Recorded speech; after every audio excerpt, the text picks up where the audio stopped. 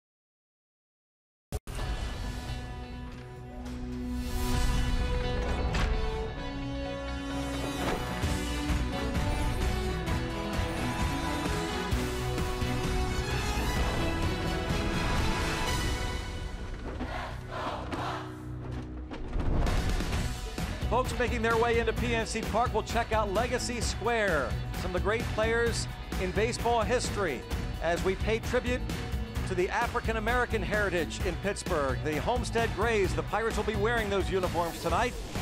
Some of the great players like Cool Papa Bell, Satchel Paige, Josh Gibson, and the rest. Greg Brown, Steve Blass with you, along with Robbie and Smikowski. We'll talk about African-American Heritage Night as we go along. But Steve, everybody is asking the same question tonight. What is wrong with the defending World Series champion Chicago Cubs? Nobody knows, Greg. It is baffling. This is one of the great teams last year. They were doing it with pitching, they were doing it with hitting, but take a look at the comparison. Last year's record, 44 and 20. This year, the numbers, they're not pitching, they're not hitting, so they're very vulnerable. Who thought they would be at this spot in the National League Central this point in the year, trailing the Milwaukee Brewers? Yeah, at this time last year, they were 9 games up in the division on their way to running away with it. We'll check out tonight's pitching matchup. Trevor Williams, the rookie right-hander, on the mound against a one-time Rocky, Eddie Butler, on the hill. Yeah, Trevor Williams, pretty good in the middle. He had a tough first start. His last start was tough against the Marlins. In between, 5 pretty decent outings. The Pirates and the Chicago Cubs, the Bucks have won 4 of the first 6 meetings this season against the Cubbies. Again, it's a Friday Night Rocks, and it is African-American Heritage Night. The Bucks and the Cubbies are coming up next.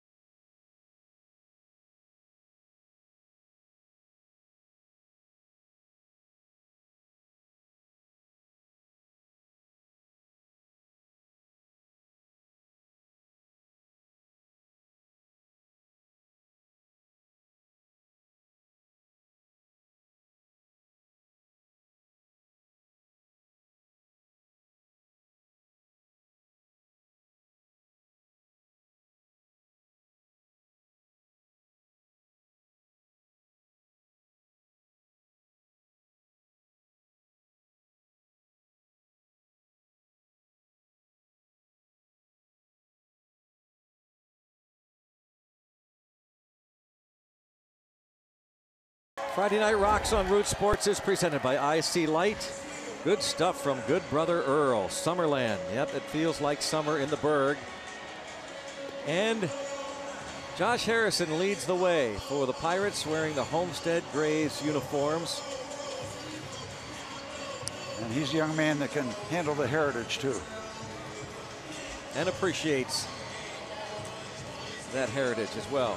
Fans will continue to come in. We expect a large contingent of Cub fans on hand to watch their Cubbies. And Joe Maddon's lineup looks like this. Anthony Rizzo leads off for a third straight game. He has a 9-game hitting streak. Ian Happ hits right behind him, the Mount Lebanon high school product. Kyle Schwarber hits third. Then it's Addison Russell cleanup. Jason Hayward in right. Wilson Contreras, the strong-arm catcher. Tommy LaStella is at third base. Eddie Butler hits 8th, and Albert Almora Jr. is 9th in center. Anthony Rizzo, the 9-game hitting streak, and has homered in each of the last 2 games. Trevor Williams makes start number 8. Struggled in his first start against the Dodgers, last start against the Marlins. 5 good outings in between. So Trevor Williams making start number 8. He has a win against the Cubs this year out of the bullpen, his first career start against the Cubbies. His control has been outstanding. The 7 starts, 6 free passes. He's got that going for him, which is nice. And nice to have Francisco Cervelli catching him. Second straight start for Cervelli. Of course, the Pirates had the day off yesterday. And underway. And Anthony Rizzo, the swing and the miss. So strange to see him leading off, but it's been good. He's hit the ball out of the ballpark. These pretty much home run happy Cubs. The average is way down. Still hitting the ball over the fence. And he has homered leading off in both games. Cubs wearing the Chicago Leland Giants uniforms. There's a Western Independent Club, Negro Leagues. And that is crushed to right field. That is a fair ball. Oh my word! Into the river. He has homered in each of the last 3 games leading off. Hello, Mr. Rizzo. Cubs lead 1-0. Not just homering, drenching the baseball into the Allegheny. Shot for Rizzo, number 16. Just a matter of whether it was going to be fair or not. Now they're going to gather and discuss this and decide whether they want to review it. Will Little, the home plate umpire. The crew chief is Jeff Kellogg. The man who made the call is Clint Fagan, the first base umpire, over that foul pole. And that's a tough call. It was that close to being foul. Emphatic fair decision. 1 bounce. He's calling it I think he called it a foul ball just now, Steve. I think they just changed the call. That was Jeff Kellogg, and the home plate umpire Will Little came back after the conference and said foul ball. So Rizzo will have to bat again. Oh, they are furious. This is a struggling Cubs team, and I don't think Madden's going to last long. That is Jeff Kellogg, the crew chief. Wow. Yeah, they reversed the call after the conference.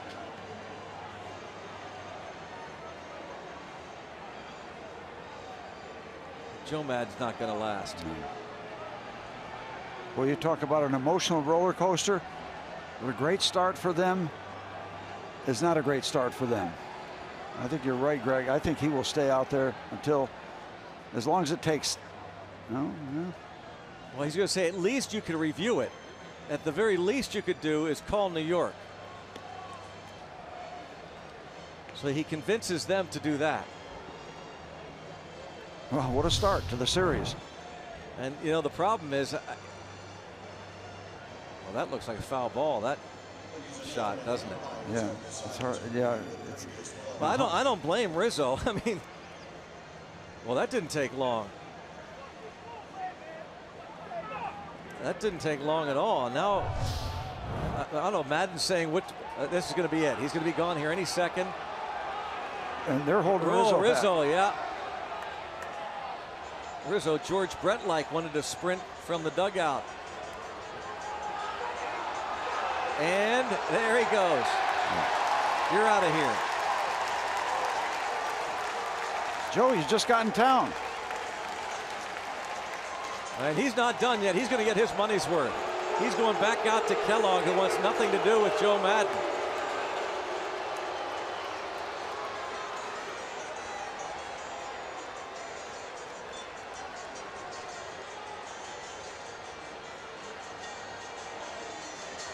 So Madden, again, initially called the home run. Then they got together, overturned it, and Madden said, at least call New York. That was the quickest replay I think I've ever seen, by the way. Yeah. So the call was upheld. There's a crew chief review.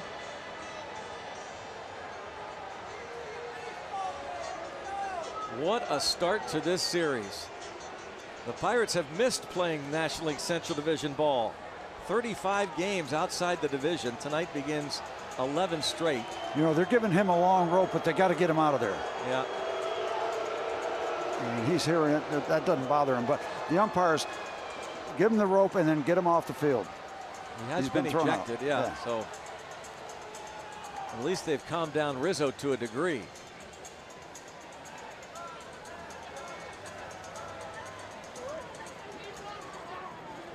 You know, when all is said and done, that replay that we saw, it did look like it was a foul ball. So ultimately, they got it right.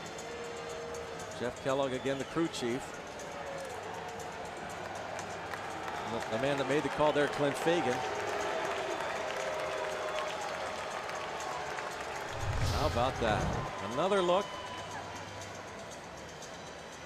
You don't know how far past the pole the ball is at that point. That's true.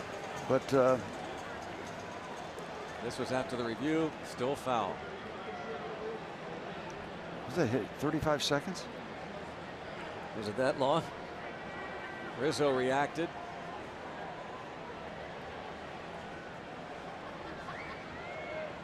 That's a fair ball. That's nonsense, man. So Rizzo has the home run for now taken away, and now second life for Williams and the Pirates. A very close pitch.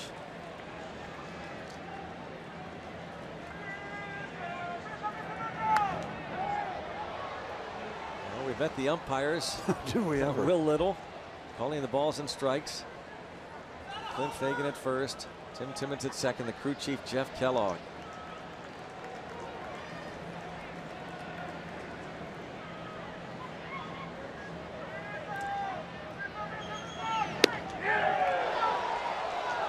Very close again, and now Will Little looks out at Williams and emphatically says that ball was outside. And it was.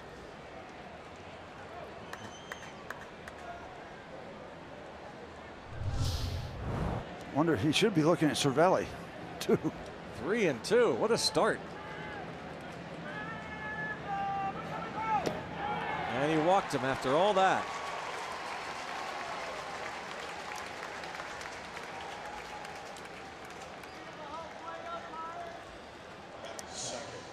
Check out the Honda defense. Jordy Mercer back at shortstop. Josh Harrison at second. David Freese, Josh Bell on the corners. Adam Frazier, Andrew McCutcheon, Gregory Polanco in the outfield left to right. And Francisco Cervelli, who missed a week with concussion DL. Boy, if you didn't believe us when we told you Friday night rocks. Yeah, it rocks. It rocks. It's rocking. In the air the other way, Ian Happ, Mount Lebanon product. We spent quite a bit of time with the local media. This first round pick 2 years ago, 9th overall out of the University of Cincinnati. How about the helmets and the hats? Nothing on them. They're flat black. Ian Happ playing his 29th big league game. And the first rounder out of the University of Cincinnati. 22 years old. Josh Harrison, of course, was drafted by the Cubs in the 6th round out of the University of Cincinnati in 2008. Ian Happ, 7 home runs. Yeah, but a 209 average. So when he hits it, it goes.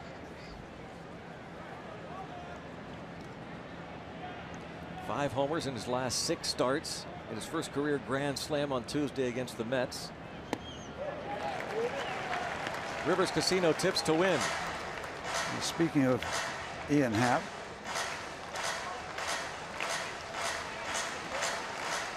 don't let tonight be a happening. And 6 strong innings from Trevor Williams. A long way in getting you a W.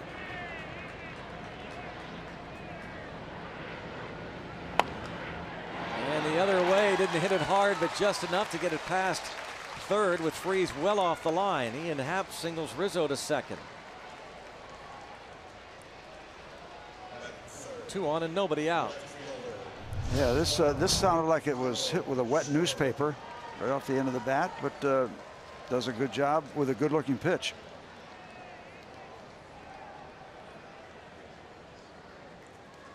Listen to this. Bump. But they're in business. This is a struggling Cubs team on the road. They're 13-18.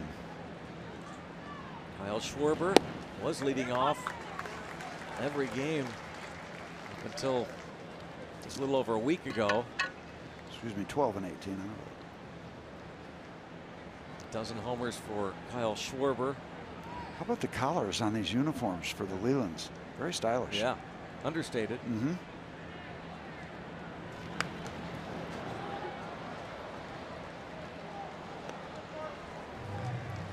Williams out in front of Schwarber, 0-2. 2 on, nobody out.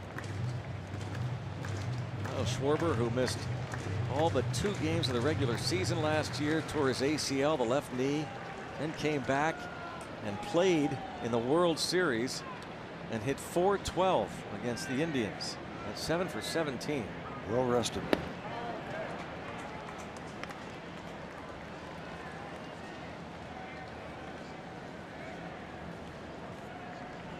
Bench coach now taking over the club on the Dave right. Martinez. He probably thought the ball was fair also. Once again being framed to pitch out away from the strike zone. 2-2. Trevor Williams has walked just 14 now in his 47+ innings. His last start went 4 against the Marlins, gave up 5 runs on 6 hits. And this could be trouble. It is. Frazier will throw to third and get the out. Just to make the Cubs a little hotter. Rizzo of all people. Now they still have a challenge. They had a crew chief review of the home run, and Rizzo thinks there's no way I'm out. Frazier threw to third, the one hopper. Dave Martinez, the bench coach and now acting manager, on the phone to the clubhouse. Gary Jones, the third base coach. How about if they uphold this?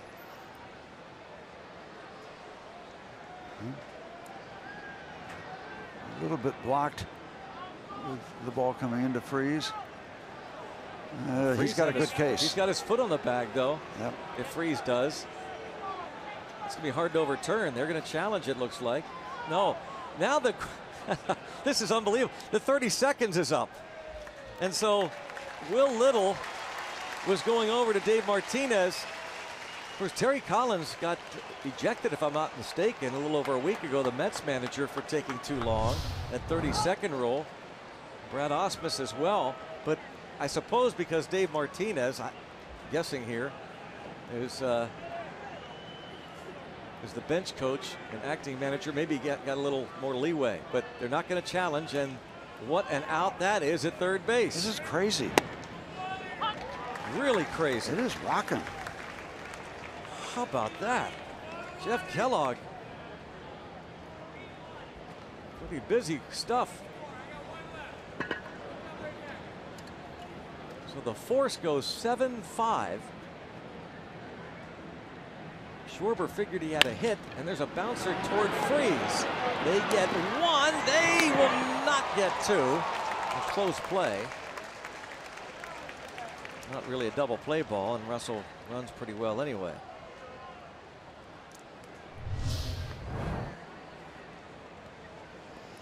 The ball comes up on David Freese, and he is able to handle it, but the play really unfolds very slowly. Awkward receiving for David. He stays with it, and they get the out that they could. If they put up a 0 here, it will be one of the most bizarre scoreless half innings I've ever seen. Jeez. Russell on first with the fielder's choice. Over to third is Happ with 2 outs.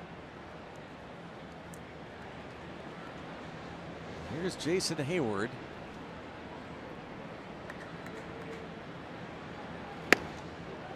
Backs him up a bit. Traditional pitch thrown with no excitement. The rookie Trevor Williams. This is his 9th major league start, his 8th this season. Just his 21st big league appearance.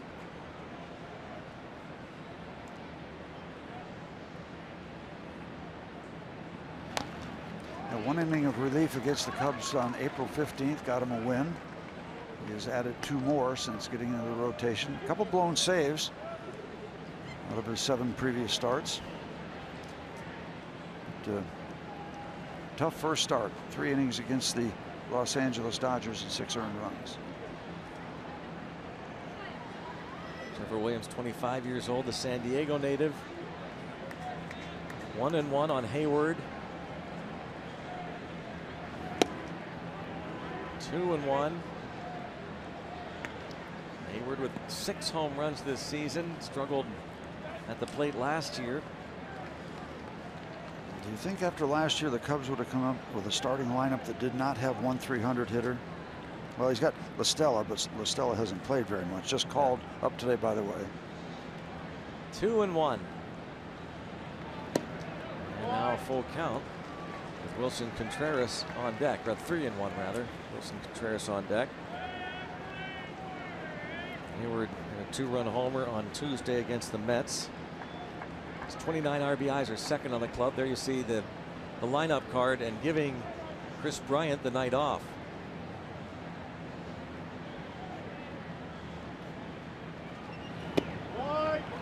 Two walks in the inning, and they are loaded.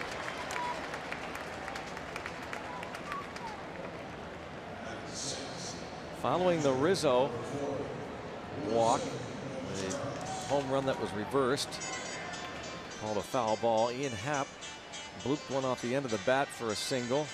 Schwarber then dropped that one into shallow left, and here comes pitching coach Ray Searage, an early visit. Russell hit the bouncer to Freese, and the walk now to Hayward. Well, the one thing we know early on in this ballgame, the Pirates have Anthony Rizzo's number. They got him figured out.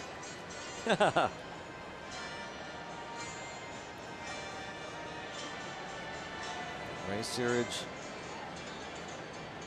along with Francisco Cervelli, suggestions perhaps for Trevor Williams.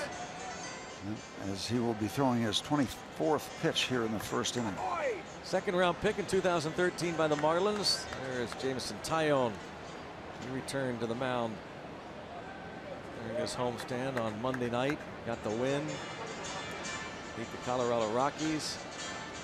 Anthony Rizzo was fit to be tied, and that call was reversed.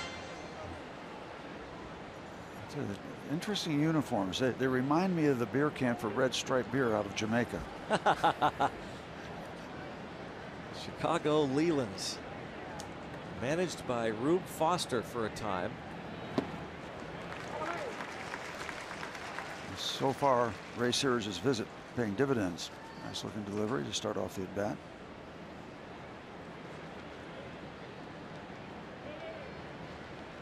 Looking for a big out with the bases loaded.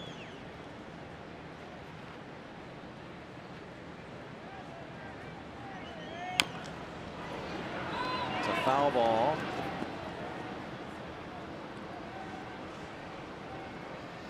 Leland's named for the team owner, Frank Leland. They were in business from 1905 to 1911. They would merge with the Chicago Unions and the Chicago Columbia Giants to form the Chicago American Giants after the 1910 year. You see one grand slam this year for Contreras. 0-2. And this will score a run. After all of that. This is something else here tonight. It is Ian Happ who scores on the wild pitch.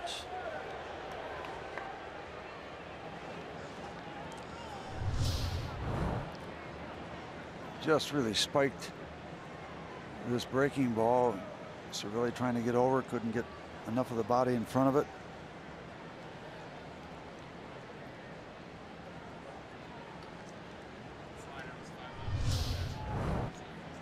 So it's 1 ball and 2 strikes on Contreras. And this hit a long way to right center. Polanco back. Not able to make the play. Contreras is headed to third. And he will be out. But he'll get credit for the 2-run double to give the Cubs a 3-0 lead. And a wild top of the first.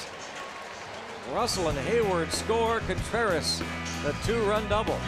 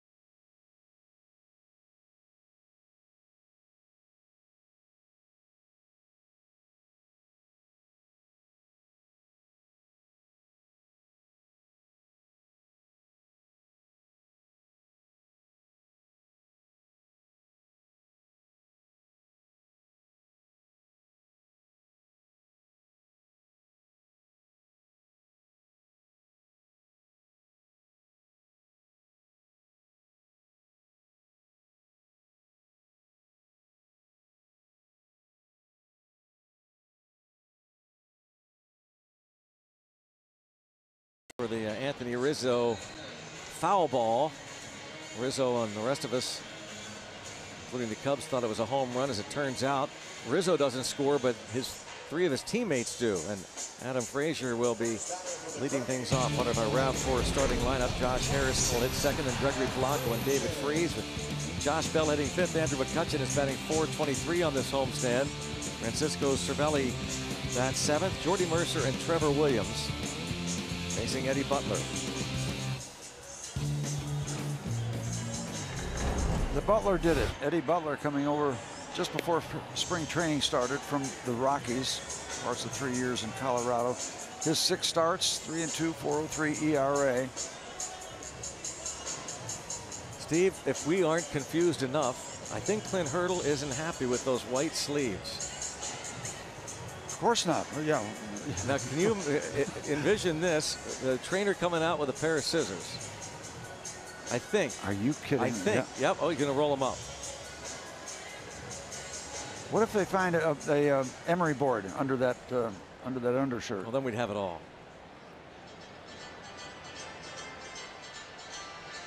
Don't do anything with the collars. The collars look too good. I mean, it's not a Kohler collar, but it's a collar.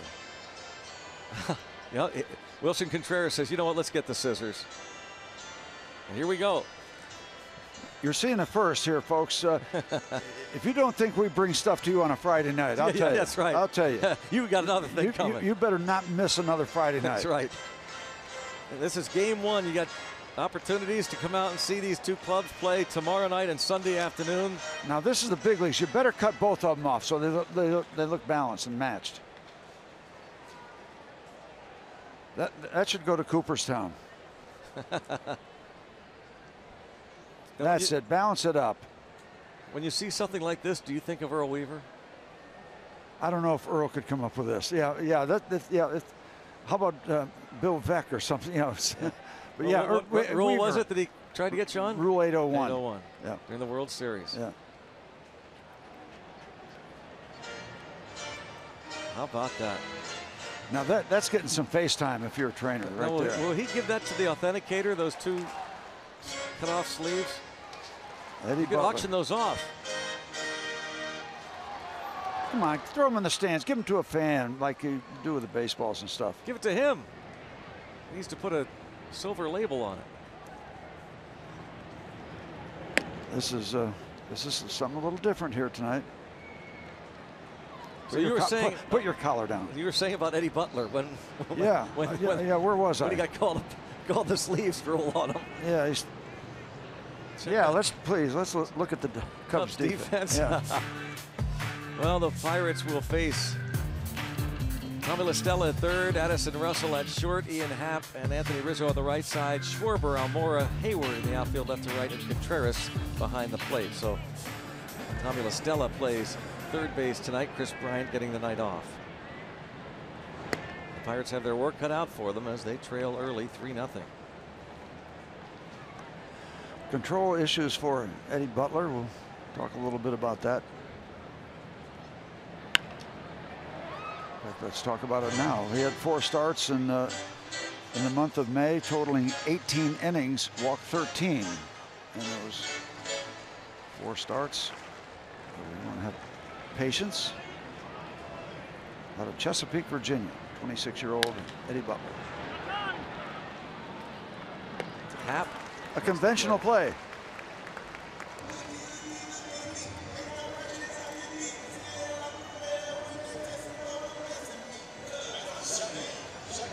Trevor Williams walked a couple, threw a lot of pitches. His control has been excellent as a starter, but tonight maybe just too many bizarre circumstances. Josh Harrison.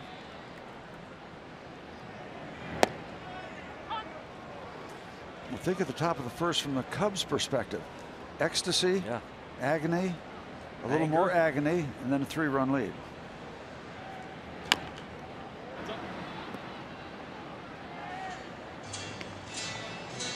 Wilson Contreras got the double. Looked as though Polanco had a little bit of a beat on it.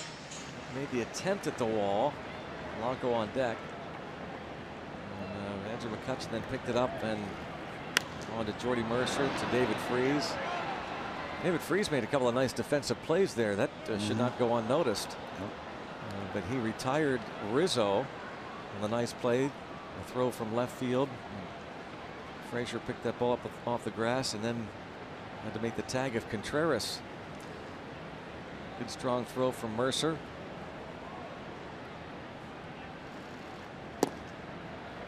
You know, I'll tell you, I'll be very honest. I'm not really happy with the sleeves that Contreras has.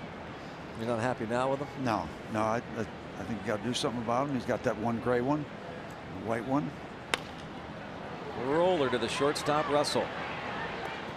And retires Harrison. And Polanco coming up, and this is the play. Wilson Contreras hits this ball toward the wall. See where this ball hits. Almost overran it to a certain degree, and Gregory would probably tell you that he could have caught that ball. It's good work from Mercer. Quick throw off to Frazier. To Freese, rather.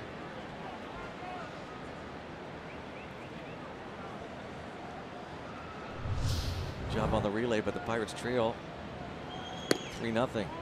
Clint Hurdle was asked about the struggling Polanco today. He says they think they've recognized some things. They helped out McCutchen. They think that they are figuring things out with Polanco. He's not really been barreling the ball. And then he was asked about maybe getting him out of that 3 spot. And he said, we discuss everything. And Jeff Branson looked like he was pretty emphatic. Message there to Polanco. I don't know if it was get that foot down or wait to get that pitch down. That could be also.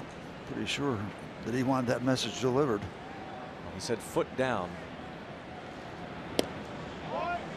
Almost painted on the inside corner. Foot down.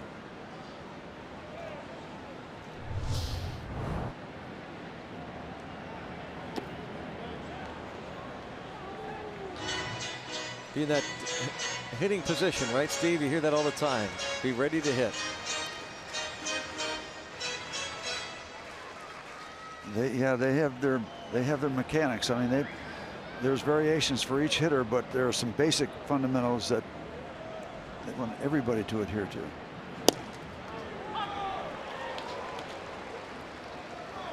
.96, 3-2 on Polanco.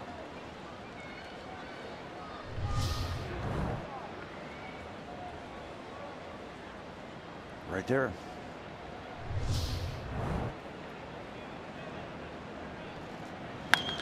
There's a drive to right, a line shot, and oh, what a catch by Jason Hayward. 90% of the right fielders in this game play that off the grass.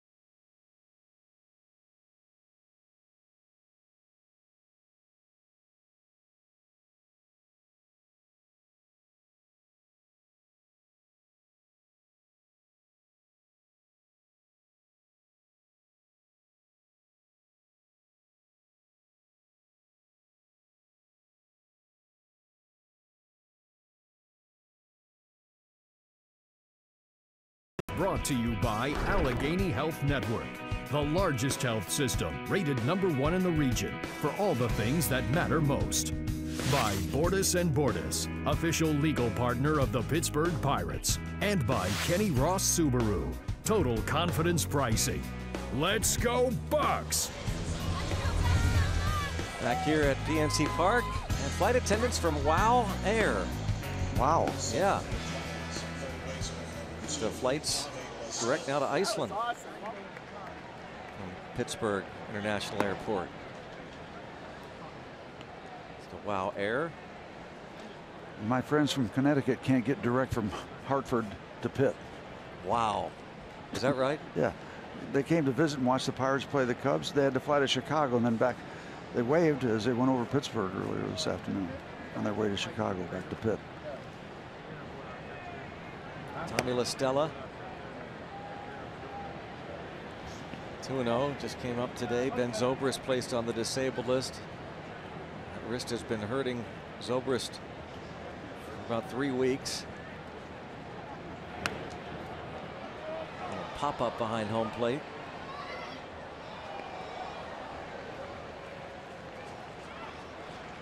Listella, Butler, and Almora. Third baseman, pitcher, center fielder. 7, 8, 9 in the order.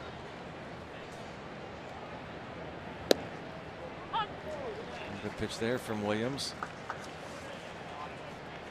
Chris Bryant, the night off. He actually brought the lineups up to home plate for the umpires. A little bizarre. Maybe we should have known after that. 2-2. And hit well toward left center field, and that's going to get down. Frazier, nice job of cutting it off, but Listella is going to reach second with a stand-up double.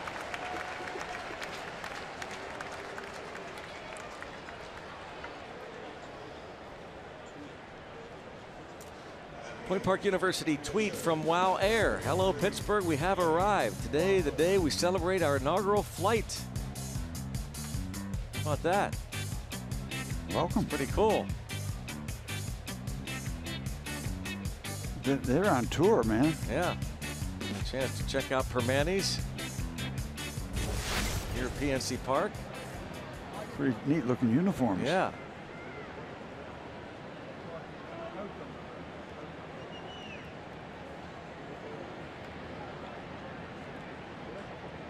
Here's the pitcher, Eddie Butler.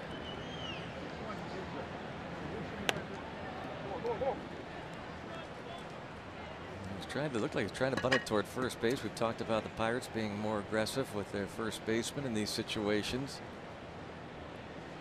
Josh Bell well in. Could have a chance to get Listella at third if it's bunted toward him.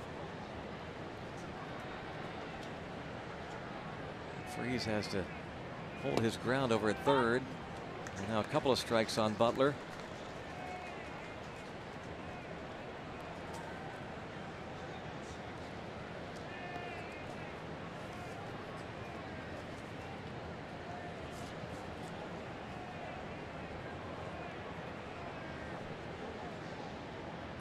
Career 038 hitter, 2 hits and 52 career at bats. So you would think the bunt is still on. Nope. Swinging away, unbelievable. Base hit. Wow. What's next? What is next? His third career hit in 53 at bats. They put him in the 8th spot. Look how close Bell is to the pitcher's mound. Slaps it right where he wasn't. With 2 strikes. His first hit since June of last year, June 2nd. And now you go to what usually is a comfortable out position when you're pitching against a major league lineup. Then you get Almora, 3 home runs, hitting .293. Trevor Williams getting a little bit frustrated. He is not looking sharp. He was struggling with command in the first inning. Last time out against Miami did not go well. 4 innings, 5 runs given up.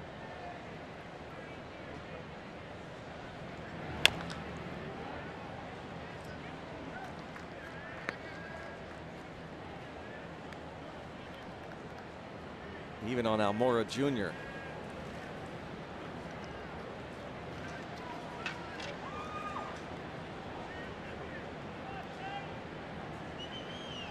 A little 3-game hitting streak going for him. 6 hits in his last 11 at bats.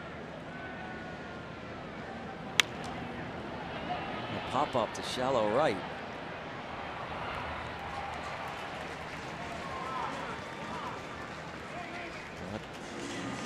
Big first out. Almora not able to bring home Listella or move Butler for that matter, and will bring up Anthony Rizzo. You know, Greg, you look at that top of the first inning. 2 of the 3 outs very unconventional. They were outs along the base paths. Just the one really kind of conventional out was the force at second base. The other 2 outs at third base. from the outfield. Out's tough to come by.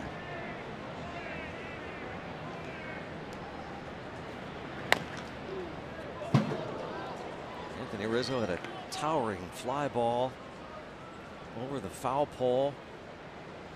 Initially called fair, a home run. And then the umpires went into a conference, called it foul. First base umpire Clint Fagan initially ruled it fair. Joe Madden came out, pleaded his case to at least check with New York. They did. It was very brief. And then the Cubs skipper was ejected by crew chief Jeff Kellogg. Rizzo's 16th home run of the season. We'll have to wait. He's only struck out 33 times over almost 250 at bats. Trevor's got him 0-2. Try to get him to chase, but if you're downstairs, Cirelli's got to be alert. Nicely done. Tied him up. What a great pitch. That is 3 excellent pitches to Anthony Rizzo. He doesn't get treated like that very often. Very impressive. This is an unhittable location. Can't do anything that far in. And it's the second consecutive pitch that he swung at that really unhittable pitches. The previous one down in the dirt. Here's Ian Happ. That's at that high offering. Happ single to left field. His first time up. Switch hitter. And you know, Williams had a chance to get out of the top of the first. He's got a chance to get out of a mess here, top of the second.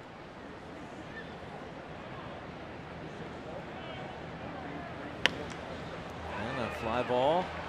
Shallow left. Frazier. How about it? Stick around. This one is interesting to say the least. And we've only just begun. 3-0 Cubs.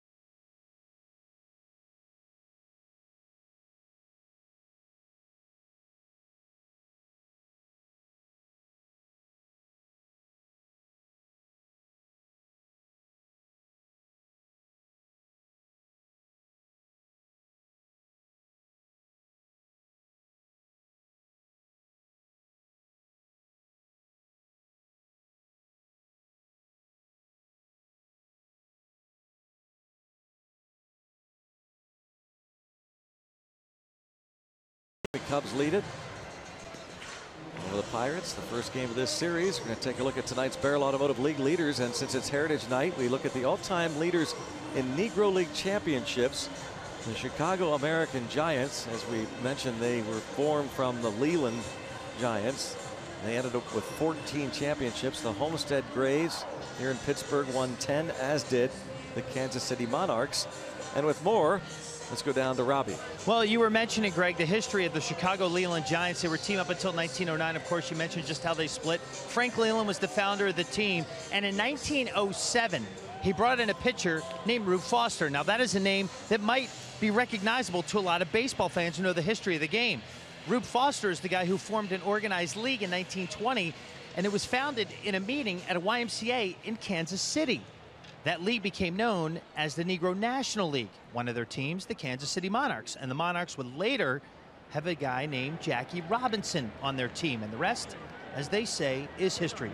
And by the way, speaking of the Chicago Leland Giants, in Chicago there's currently a baseball field named Leland Giants Park, I should say, named after the baseball team. It was renamed in 1998 and still stands to this day, not too far from Midway Airport. So there's a little bit of a history lesson behind the Chicago Leland Giants and why the Cubs are wearing their uniforms tonight.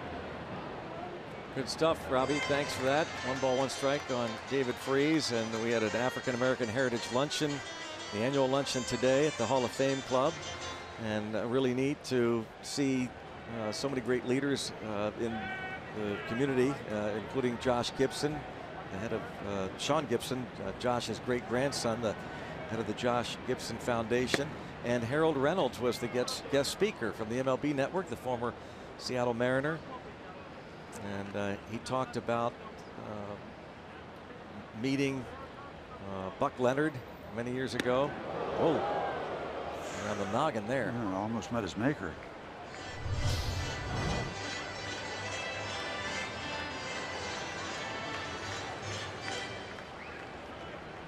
And out of there just in time. Yeah. A message there, 3-1. And back to Butler.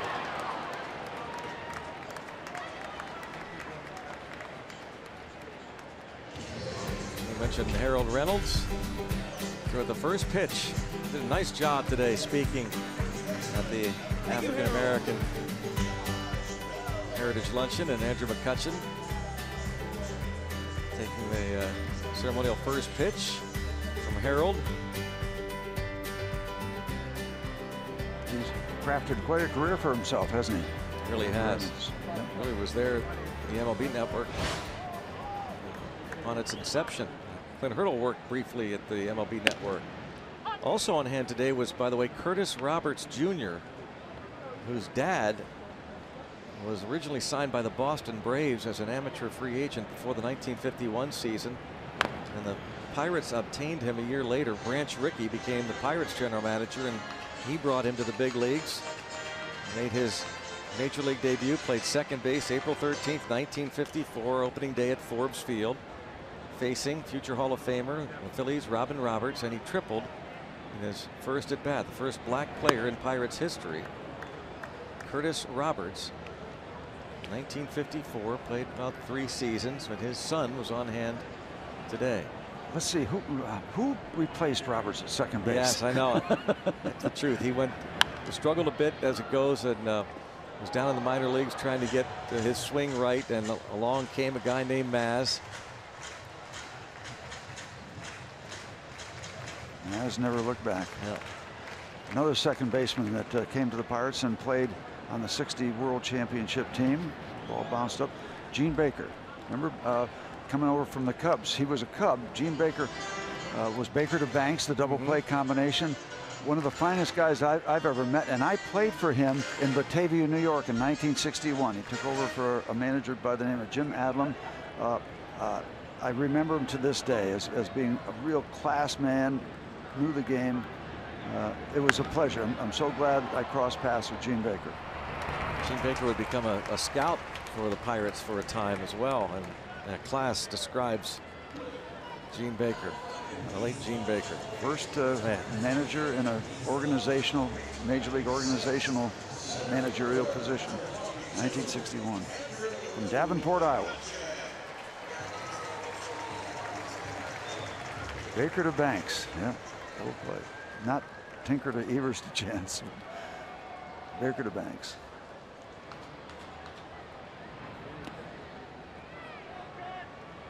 Andrew McCutchen, 11 home runs on the year and 35 runs batted in.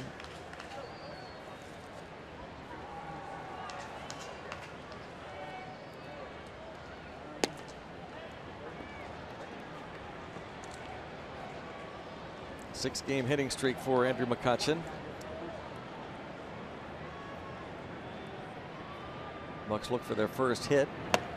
Eddie Butler, 5 up and 5 down. From Radford University, Virginia.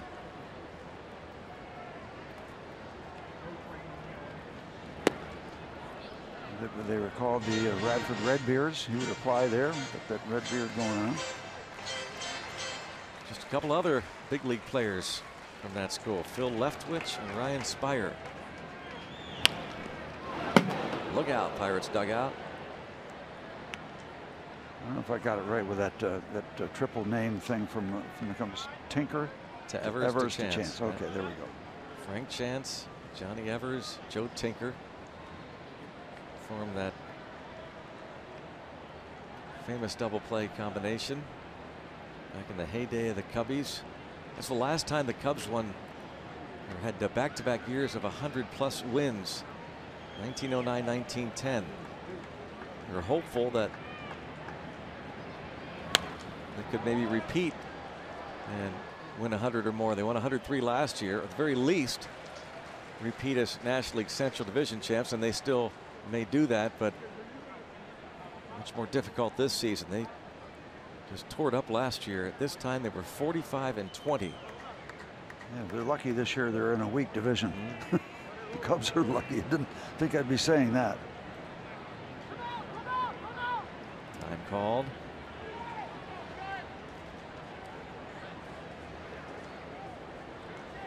Nickname for Gene Baker, Goldie. I don't know what that represented, but that was his nickname on the 60 Pirates.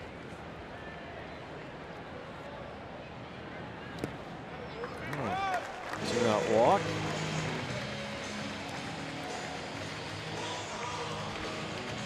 Eddie Butler in the rotation. Brett Anderson on the disabled list, and Butler coming in with an ERA of 4.03. By the way, go ahead.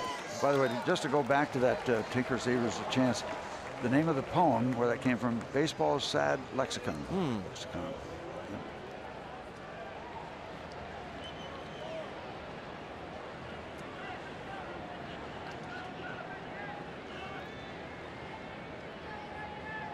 Here's Francisco Cervelli. Paying attention to McCutchen.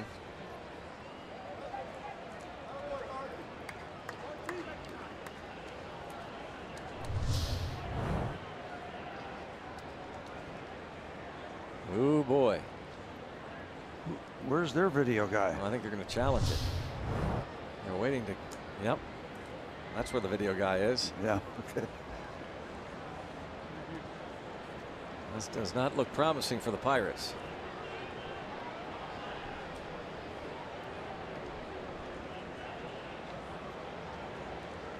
Doubtful that this will take only 35 seconds, but it shouldn't take much more.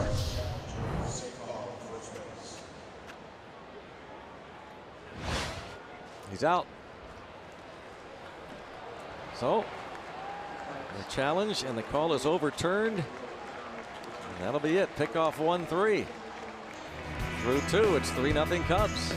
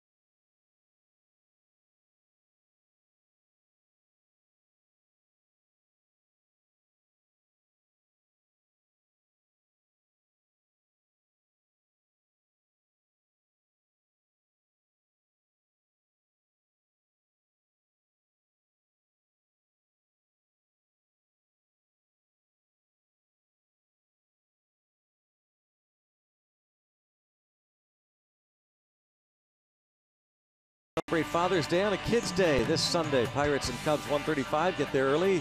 #1 Cochran Family Fun Zone before the game on Federal Street. Kids and dads get a Pirates promo item, and after the game, kids and dads can run the bases thanks to the original pizza logs. Go to pirates.com/kidsdays for your tickets. A couple of happy people.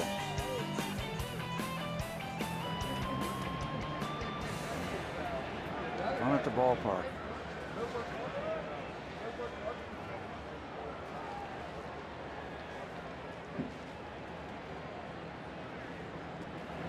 Kyle Schwarber. Greg, going back to the top of the second, I don't think one time last year the Cubs had runners in first and third with nobody out and didn't score. Certainly not the time we saw them. They were rolling. But Trevor Williams did a heck of a job. The whole ball game could have gotten away in the second inning. And who knows, with this kind of game, still could, but that was good work. Yep. See if Williams could have a quicker inning here. He's facing the 3-4-5 men. Schwarber, Russell, and Hayward. Gave up a double and a single to start the second, and a little soft liner to Harrison. So there's the first out in this top of the third. And we'll bring up Russell. The Pirates and Cubs will meet in game 2 of this series tomorrow night. Keep in mind that's an 8:15 first pitch start. Ivan Nova for the Bucks against Jake Arrieta. Jordy Mercer bobbleheads will be given away to the first 20,000 fans thanks to Levin tomorrow night. And then on Sunday we mentioned the Father's Day. Kids 14 and under and dads will get military replica caps presented by Kennywood this coming Sunday. So get your tickets at pirates.com.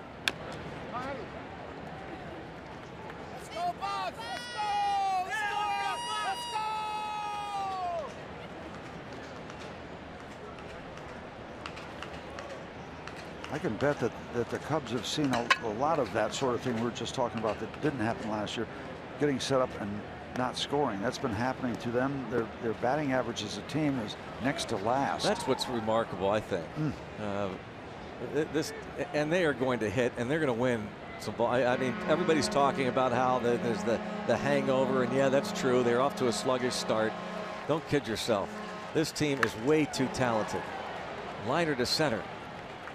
2 outs. Now, if you're going to win this division, you're still going to have to beat the Chicago Cubs. Yep. Jake Arrieta. There's Jake right there.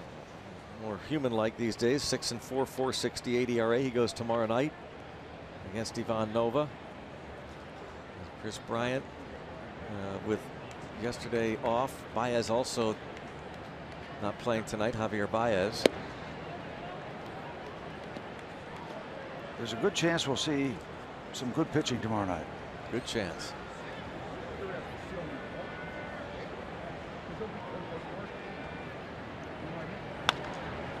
Popped up.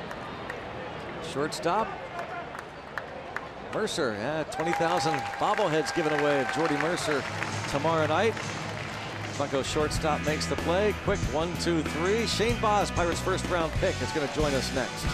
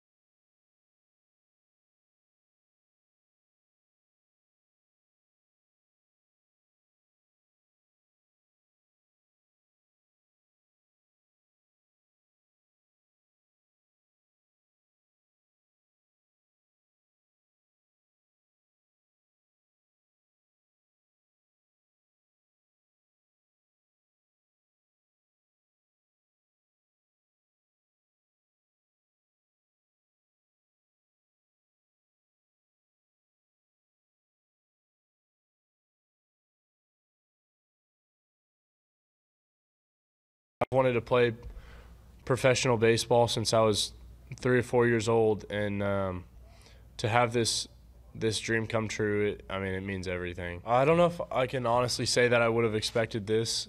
At this time last year, I had finished my junior year of high school. I was starting kind of the showcases, and I think I was one of the last guys on the list to those things, and I made my mind up that I was going to commit to every pitch. At Shane Boz, Pirates announced that they have signed their first-round pick from Tomball, Texas. And he has joined us here in the booth. And first pitch swinging, Francisco Cervelli with a fly ball to center. Albert Almora Jr., 1 pitch, 1 out. Bring up Jordy Mercer. Shane, congratulations. And an early happy birthday present, right? Thanks so much. Tomorrow you're 18. I'm 18 tomorrow. Could not ask for a better 18th birthday. To be out here in Pittsburgh, I've already fallen in love with the city. Everybody here is awesome, and I could not ask for a better 18th birthday. You've had quite a pace the last few days, haven't you?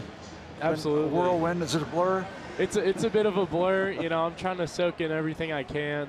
I've been through a lot of stuff, medical stuff, getting to meet everybody in the front office and the players and coaches.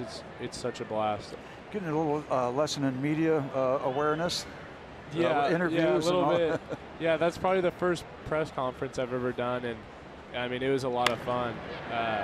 Some tough questions, but I think I did all right.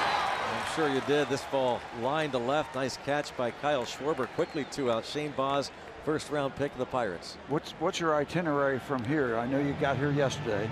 Yeah, from here on out, I got nothing to do. I'm staying until Sunday. I get all tomorrow to kind of see the city.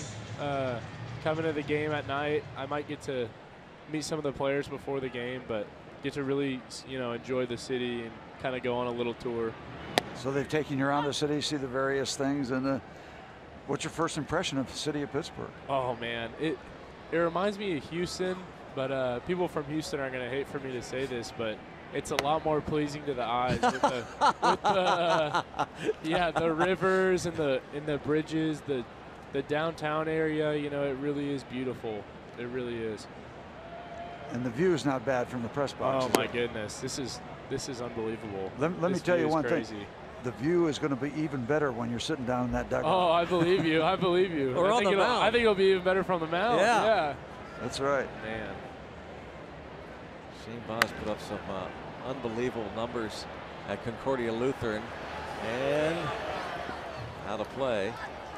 We spoke on the air the other night, Shane, to your coach at Concordia Lutheran, your high school coach. Yeah, Rick Lynch. Yes, and talked about that's now 3 guys that have gone from Concordia, eventually drafted by the Pirates, including Ke'Bryan Hayes. Did you know Ke'Bryan?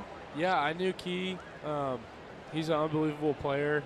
I'm sure I'll see him sometime soon, but he shot me a text whenever they called my name. Just congratulations. Like, this is crazy, But, yeah, Key's awesome. And what a weird coincidence, Starting to think there might be a little trend there. It's wild. It really is. And so when do you anticipate, or have they told you when your first opportunity to actually pitch professionally will be? I think it'll be sometime later next week. I'll be down in Bradenton Wednesday. I'll get situated a little bit and start my career, start from there. Hey, do you have time for another half inning with us? For sure. Oh, awesome. Absolutely. Shane Boz, the Pirates' first-round pick, who was signed today. Talking about the views, beautiful shots of this city.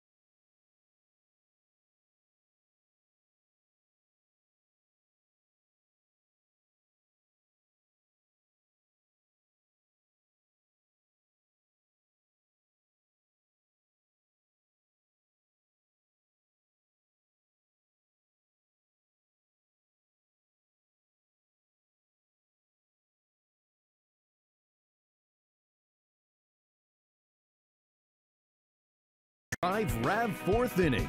Toyota, what drives you? We're back, 3-0. The Cubs lead it going to the 4th inning. It'll be Wilson Contreras leading things off. Point Park Instagram from Shane Boz, who's in the booth with us right now, the Pirates' first-round pick.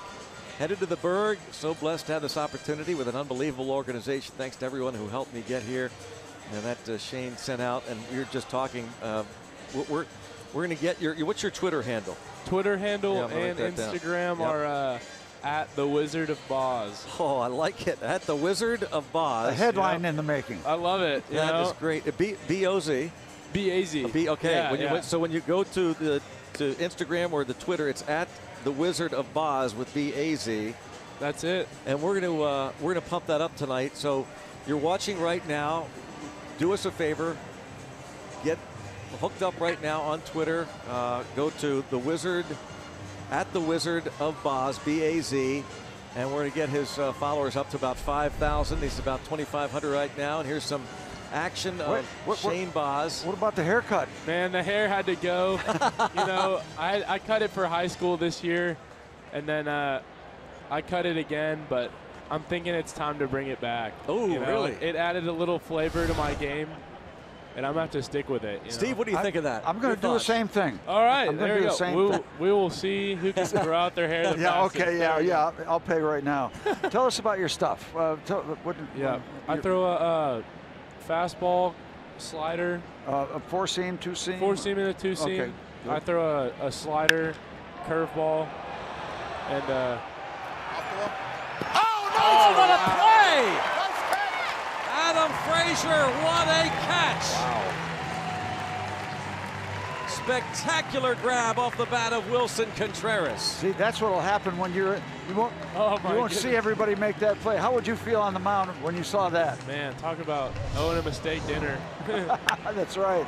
Look at this play by Frazier. Yeah, and doesn't have much height either. It didn't have a lot of time. He had to get back there, time it just right, and goes up. Yeah. Oh, boy, does every pitcher love to see that play. My goodness. That's great. Contreras reacts yet, and a salute. Tip of the cap. Why not? Yeah, that's professional right there. That's big league stuff. Man, Tommy La Stella now. Contreras robbed of extra bases by Frazier. We should all have a Stella right now in honor of that. I'm only 17. I can't. Hey, come on. Hey, some states, but you're in Pennsylvania. You gotta get there. Let's see how everybody in the booth reacted to this. Pitchers love it. Look at Steve. Big circle around that one. Great catch, Adam Frazier. Did you get a chance to see anybody aside from front office personnel, some of the players at all yet? I got to meet Kutch. I got to meet Bell. I got to meet David Freese. Yeah, I got to meet those 3 guys. And I saw Cervelli, but he looked like he was in a hurry. And he's pretty big, so I wasn't going to get in his way. That's right. You always respect your catchers. Absolutely. They make you or break you. Yes, they do. Yes, they do. Now, tell us about the phone call and what you were expecting when you, or I guess when you were watching. And a strikeout, the off-speed pitch. La Stella goes down. When you heard, I guess, as the Pirates, number 12 in the first round, were about to select, you must have known it was going to be the Pirates. I did. You know, when the Angels were picking at 10, I got the phone call. Phone rang. I actually called my dad, and he gave me the phone. He said, "This is, you know, Wayne Mathis, the area guy," and he said, "We'd like to take you," and they told me kind of the incentives of it, and it was more than I could have asked for, and it was something that I was hoping for, and I was hoping for the Pirates because I think that was about maybe as high as I'd go.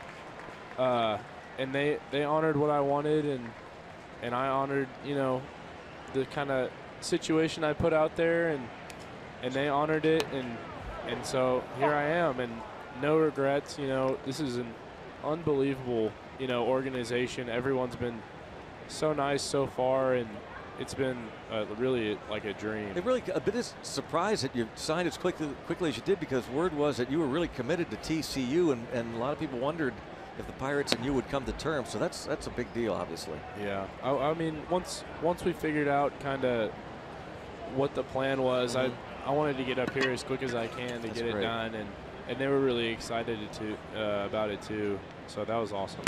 Yeah, that had to feel good. You didn't have to negotiate a lot. It was. Hey, Shane, congratulations, man. Thanks so much. Really cool. Yeah. All the best. Thank All you. the best. Signed today. There he is with General Manager Neil Huntington, and we're in the black and gold. Shane Baz at the Wizard of Baz.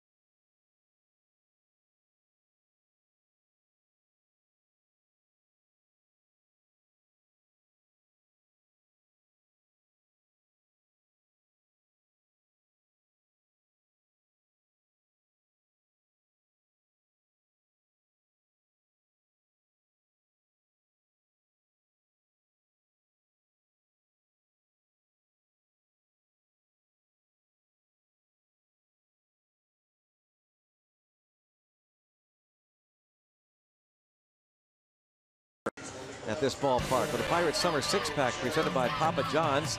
Select any 6 games you want, get a 7th bonus game plus a free pizza from Papa John's. Packages start as low as $126.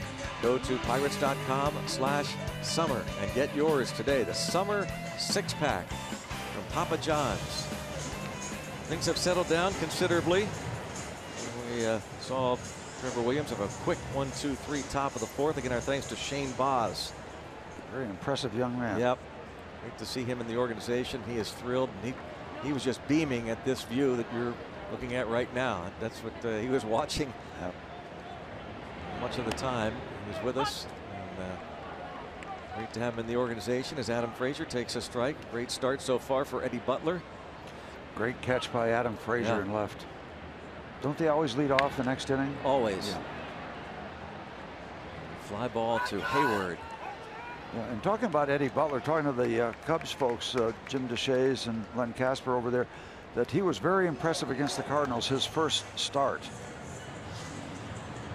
6 innings, gave up just 2 hits and no runs against the Cardinals when they brought him up from the minor leagues. Started the year in the minors.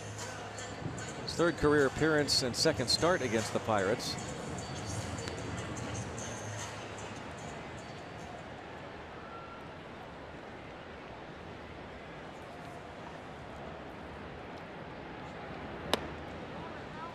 The Cubs acquired Eddie Butler from the Rockies in February. And you look at his career numbers with the Colorado Rockies, not terribly impressive. 36 appearances, 28 starts, a 6.50 ERA, 6-16. And a ground ball up the middle, and there is your first Pirate hit. Jay Hay singles with 1 away. Gregory Polanco was lined out to right field his first time up, and take a look at tonight's Napa know-how. Gregory Polanco. Yeah, let's talk about, see that front foot, and he didn't have it down, and Jeff Branson, front foot down, get it down, get that front foot down. And I'm taking a stab at this, but it seems a lot about balance. You don't want to have that foot up in the air, and Jeff Branson was very emphatic, and Now, you never know if it's coincidence, but a real good at bat following that. Solid contact by Gregory Polanco. So we hope that the messages get conveyed like that from Jeff Branson, and Gregory Polanco follows that know-how. Look out. Wilson Contreras tries to pick off another runner, but throws it past Rizzo, so Harrison will wind up at second on the error. And no surprise that Contreras does that, because he has 8 catchers pickoffs. He is the best in the major leagues at that, but he gets burned on that attempt. The delivery behind the batter, I don't know if he had a visual issue or that, or just short hopped him. And you know, when you're that good at doing that particular play, that's frustrating, but puts the Pirates in business. You'd love to see them get on the board. As you mentioned, Trevor Williams has really settled down after a chaotic first inning. Butler has given up a couple home runs. You get Gregory Polanco hot to join Mercer, McCutchen, Harrison. You're starting to form a foundation. Well, hopefully that line out, the fact he got that foot down, will be a good start. Had to feel good that he hit that ball as hard as he did. There's a drive deep to right field. It is foul. Very similar to the Rizzo drive to start this ball game. And that's the kind of power he has.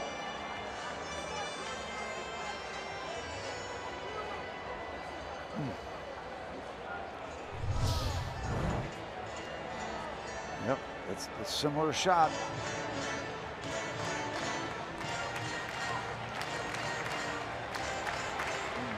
That uppercut swing, got a lot of it.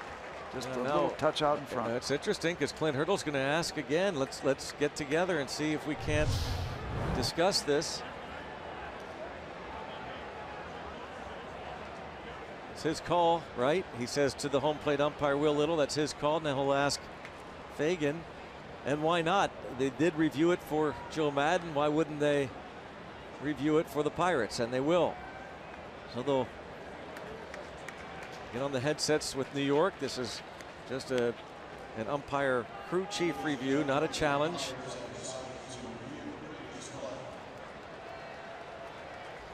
There didn't seem to be much of an argument initially by Polanco. No dispute. And that's who looks first. You want those long balls. You want those on the board. You can see the smile. Didn't take long. Yep. Foul ball. There you go. By the way, that yeah, we'll take a look at it again. There's buildings across the river in the background. And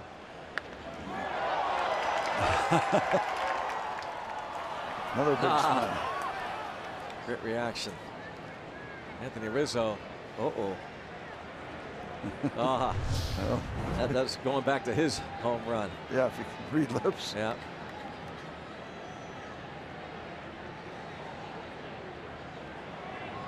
Well, promising couple of swings here from Polanco since Jeff Branson said get that foot down. That line drive, he was robbed of a hit by Hayward and came oh so close to cracking his 4th home run of the season. Still time to do it. Went to the glove, but just missed a little bit inside. How often do you hear hitters and pitchers say it could take one pitch, one swing for a pitcher could be one pitch? All of a sudden it feels right. Gets you in sync. And that's how close, that's how thin the line is between being hot and being not.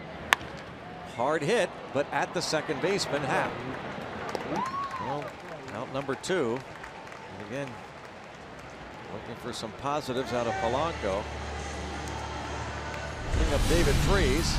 T-Mobile Unlimited baseball break. Major League Baseball news, Miguel Cabrera was 2 for 5 with a walk-off home run last night against the Rays. Victor Martinez placed on the 10-day disabled list with an irregular heartbeat. Hospitalized last night due to dizziness and accelerated heartbeat.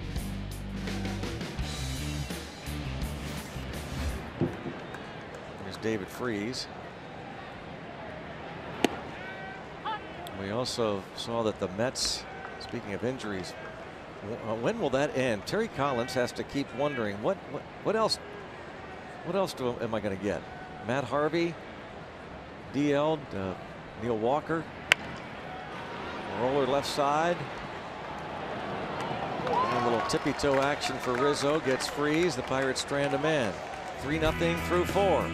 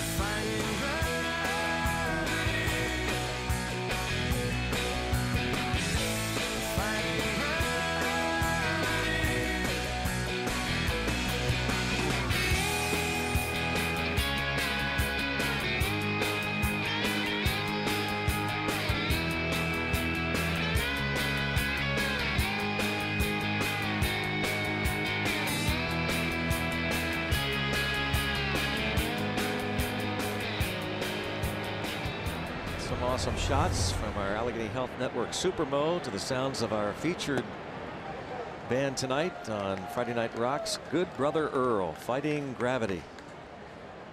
3-0 Cubs. Heading to the 5th. Albert Almora fly to right in the 2nd. Ready? Cotton candy there. They'll get the best of that cotton candy pretty soon.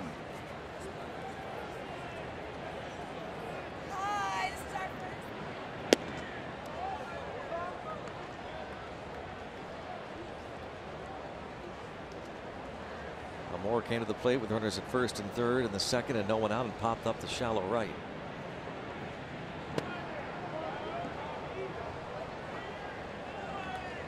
We saw that young lady before. Still looking great. Yep. Great outfit. Yep. Look at the headset. I'm a young brother. That's great. 3-2 now on Almora.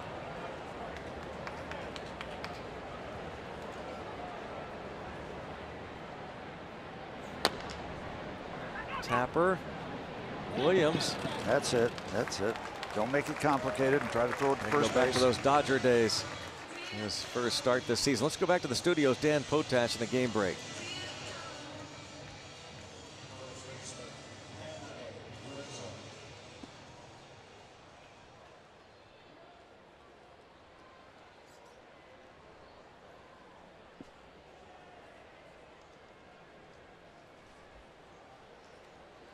All right, Dan, thanks. The Brewers started the day 2.5 up on the Cubs in the Central. Cardinals 4.5 back. The Pirates trailing by 5. They will be in Milwaukee next week after this homestand, which will conclude on Sunday afternoon. Again, tomorrow night, 8:15 against these Cubs. Sunday afternoon, 1:35. The Kids Sunday. Tomorrow night, the first 20,000 fans See the Jordy Mercer bobbleheads. Father's Day special on Sunday. Ball one on Anthony Rizzo. Trevor Williams, very close relationship with his dad, of course. 1 ball and 1 strike. You no doubt saw the touching and moving video of Williams greeting his dad, Richard, after his first big league win last year.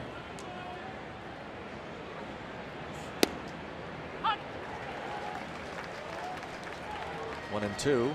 Trevor was nice enough to go come out and be part of the 65 Roses reception the other night. We do appreciate his presence here. And the shift on. There's Mercer. 2 outs. 11 in a row now retired by Trevor Williams since the base hit by the pitcher Eddie Butler in the 2nd. And he will face Ian Happ. Happ hit one off the very end of the bat for a base hit in the 1st. That's when the Cubs scored their 3. Happ, Russell, and Hayward ended up scoring. Happ on a wild pitch, the other 2 on a Contreras double. Ian Happ was born in Cleveland, but his family came to the Pittsburgh area when he was a youngster. His mom taught at Pitt. And he went to, he said, a couple dozen games here at PNC Park. This is his first time back since actually being in the stands watching the Pirates. He said, I would sit out there beyond the left field foul pole, and $9 seats, could sit anywhere you wanted to, because back then Pirates weren't playing so well.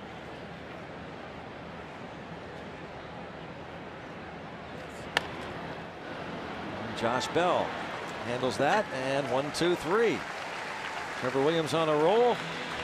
Pirates offense needs to get going heading to the bottom of the 5th.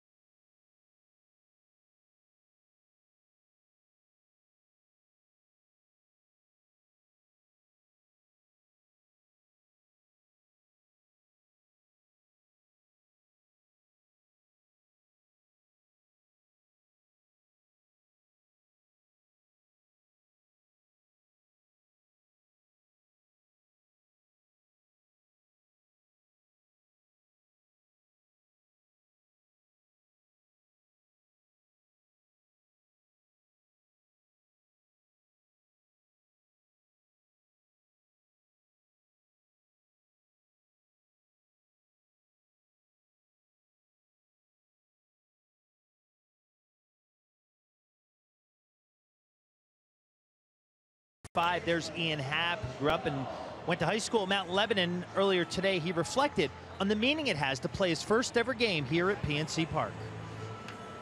This is awesome. This is awesome to be here. It's awesome to be back in the city. Awesome to walk across the bridge to see the stadium, to be out here, and just memories of different places I've sat in the stadium, different games I've watched, and all the players that I've watched come through here. It's really, really, really special. And Ian Happ has never played here at all. Not at all during his high school career. Played at the University of Cincinnati, where he played his college ball. So this is the first time. He did say his older brother did play a game here, so he was able to watch him. But when he was referencing some quote-unquote old school Pirates, Greg and Steve, he was talking about Lastings Milledge, Niger Morgan, and Brian Giles. Those are the guys he grew up watching, to show how old we are and how young Ian Happ is as a big leaguer. How about that? Lastings Milledge. That goes back. Famous name in Pirate history. Hap just 22 years old. Asked about whether he thought about playing football, and always said, nope, always baseball my favorite sport. He said, you know, and also looked up to Neil Walker. He said, the local guy that was a first-round pick of the Pirates. But he is very, very confident young man, mature beyond his years, and nothing seems to faze him. He really matured after his freshman year at the University of Cincinnati when he went and played the Cape Cod League. Bunch of elite college players. Ball hit toward left center field, well, and gone! Oh my goodness! Over the 410 sign, a line drive again. Josh Bell shows that power the other way. Bucks on the board. It's 3-1. Oh, that might have been similar to a Josh Gibson home run. What about the carry that his balls have to the opposite field? They don't quit. They just keep sailing. Number 12 for Josh Bell. You just don't see that. A left-handed hitter hit a line drive over that 410 sign is incredible. That is strength. That is strength. And it looks so effortless. That is a long way for a right-handed hitter, let alone a guy from the left side. Just unbelievable. You think it's going to start quitting a little bit, and it just keeps on carrying. The finish on his drives. Now, all of a sudden, that might have shaken Eddie Butler. Should. I mean, it's right there. It's right there for the taking, and he took it. He took it on out of here. Look at this. Right over the notch. Boy, is that pretty. Yeah, it is. A little message to the bullpen right there. They can see it. And so you look at that home run and you think also how Trevor Williams has recovered after that first inning. The Pittsburgh Pirates, it looked crazy, but they're right there now. Fly ball to shallow right. McCutchen flies out to right. Josh Bell's 12th of the year. And another look, different angle.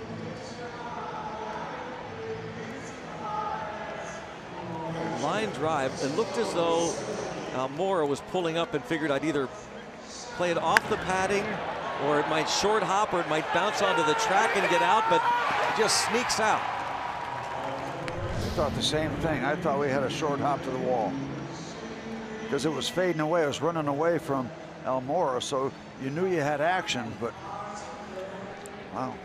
It's the man that ended up with the home run ball. He's got it there in his right hand. He's checking his Twitter feed. Josh Bell makes it a 3-1 game.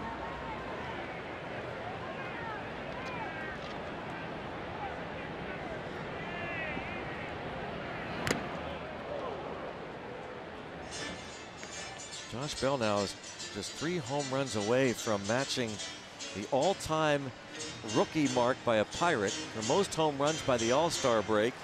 Ralph Kiner had 15 in 1946. And now Bell with a dozen. How about that company? Ball and a strike on Cervelli. Down a pair to Eddie Butler and the Cubs. Bell gets the Bucks on the board.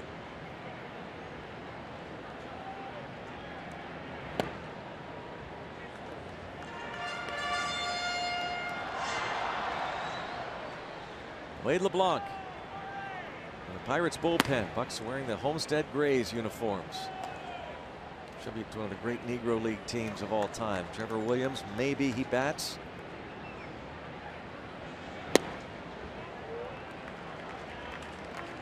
Three and one. The off day helps Clint Hurdle with his decision-making process.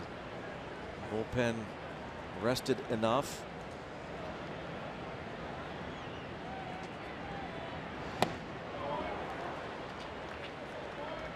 Tom Prince, bench coach, checking in with The Pirates bullpen. See if he's ready.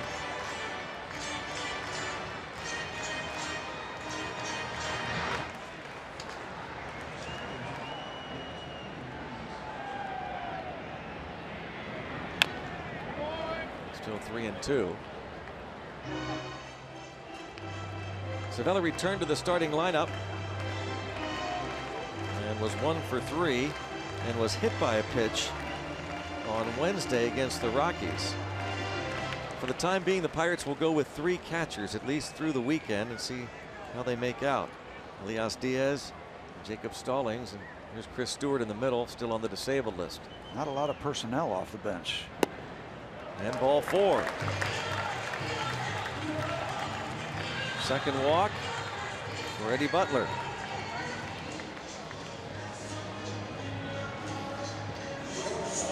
Steve was talking about Josh Bell's swing and maybe a little Josh Gibson-like. Our AARP is getting to know Josh Gibson. 16 seasons in the Negro Leagues with the Homestead Grays and the Pittsburgh Crawfords. 510 career games, 115 homers, 359 average, was inducted into the Baseball Hall of Fame in 1972. The second Negro League player to be inducted. Satchel Paige was the first. Josh Gibson, the Black Babe Ruth, they called him. And people might argue the other way that Babe Ruth was the white Josh Gibson. Jordy Mercer. Nice play by Kyle Schwarber on his line drive in the third.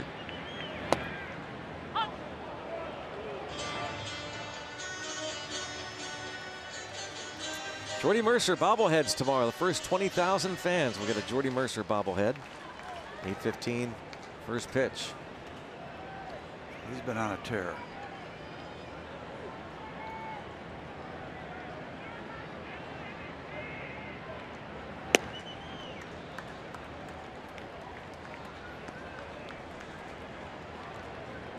Cervelli the walk. Talking with Anthony Rizzo. John Jaso comes out on deck if Mercer were to reach. Butler picked off one Pirate runner. That was Andrew McCutchen. That ended the second inning. Jaso. Jordy Mercer, that little tap to adjust a necklace that he has. It's not a nervous habit. It's just something he does just about before every pitch. He'll adjust the neck wear. Now watch, this time he won't do it.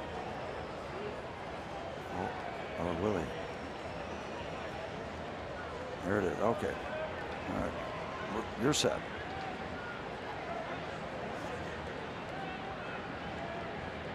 And a fly ball to Hayward.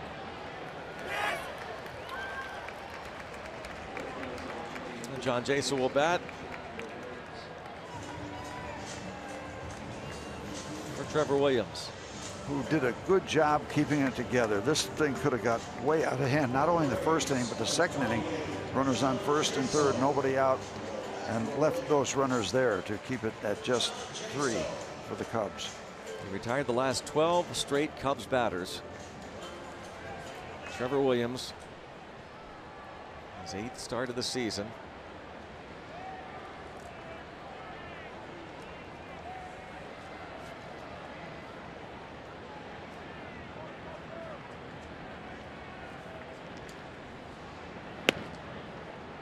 Jaso. 6 out of 15 as a pinch hitter this season, a .400 average off the bench. That's incredible, incredibly good. Those numbers don't sound big, but they're big. That's a high fly ball to center field. Almora.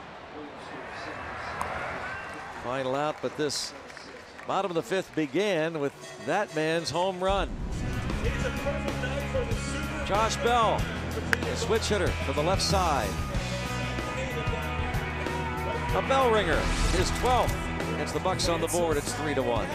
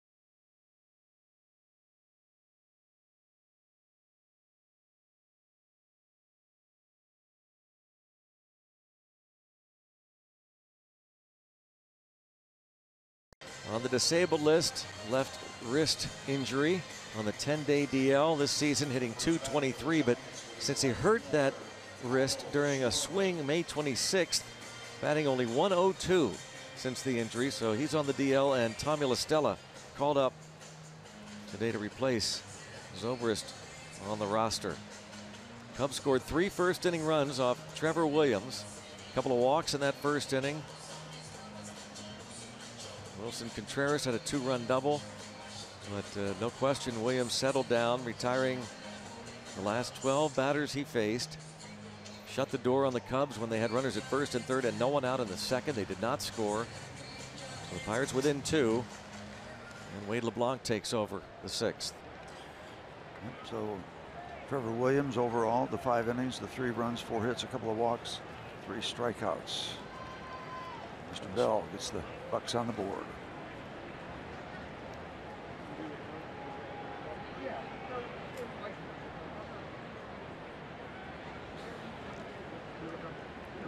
I would guess that Ray Sears is very proud of Trevor Williams tonight.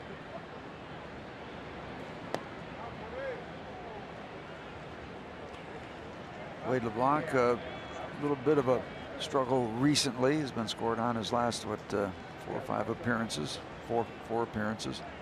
But overall, I think he gets very good marks for the work he's done, the job he's done this year. Does not get a call there. Kyle Schwarber. Nice looking breaking ball that probably should get, as you see. The evidence supports that.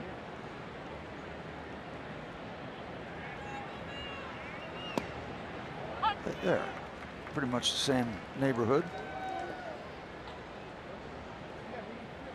24-year-old from Middletown, Ohio, Kyle Schwarber against the veteran Wade LeBlanc.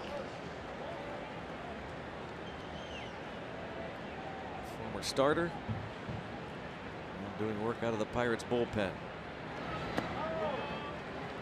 He falls behind. Schwarber 3-1.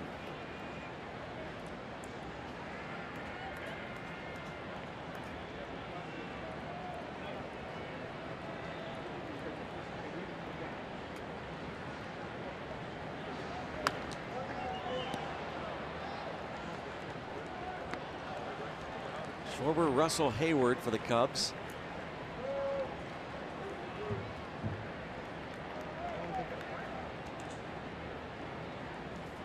Former first-round pick, Schwarber of the Cubs out of the University of Indiana, and Russell, drafted by the Oakland Athletics in the first round. Past the mound, frees over by the shortstop position, gets Schwarber. Sent along a happy birthday wish. I'm sure he's watching back at his home in the Phoenix area.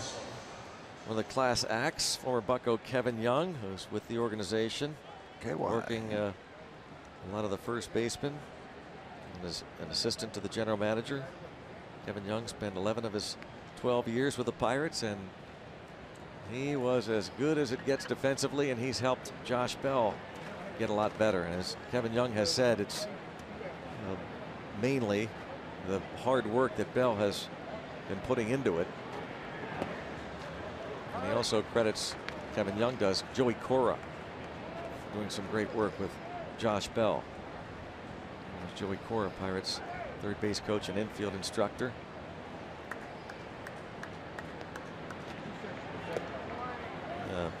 Congratulations shout out to Lindsay and Brian Graham.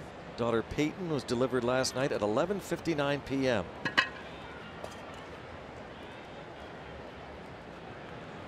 It's a relation to Tyler Graham, I imagine, Steve. Yeah, associate director. Just barely before the midnight hour. 1 ball and 2 strikes.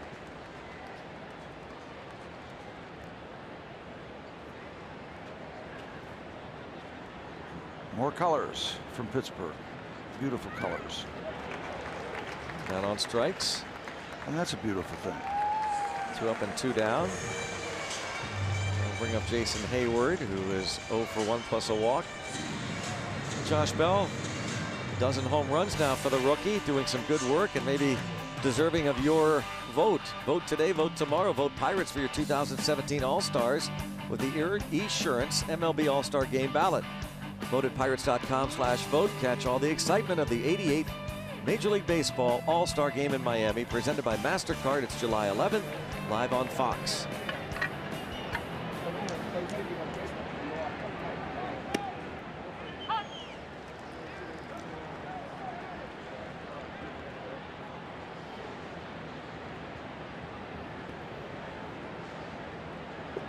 Pirates been bringing in the old crafty left-hander quite a bit this season. He's done quite a nice job. Look out, that, oh man, the barrel goes sailing past, and first base umpire Clint Fagan able to duck out of the way just in time and still concentrate on the play at first base.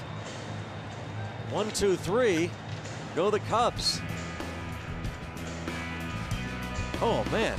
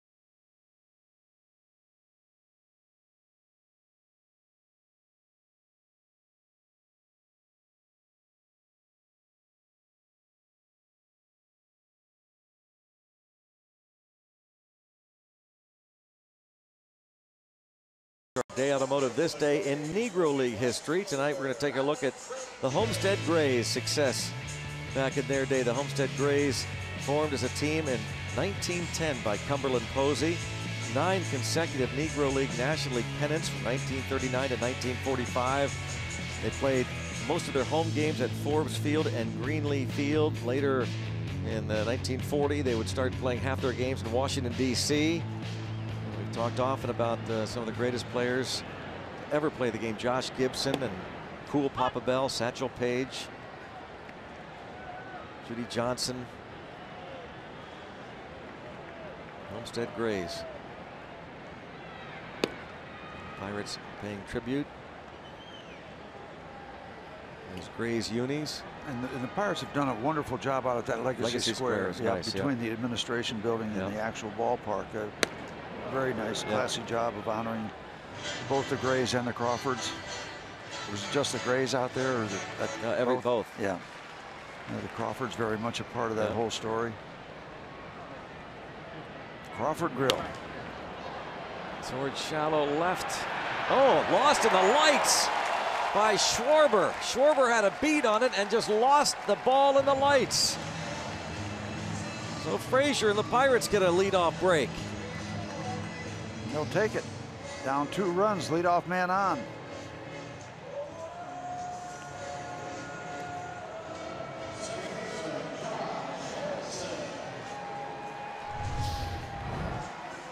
See if we can find out just when he lost it. Here he comes into your screen. And yeah, you can see the hand up in front of the face. Yep, that tells the whole story.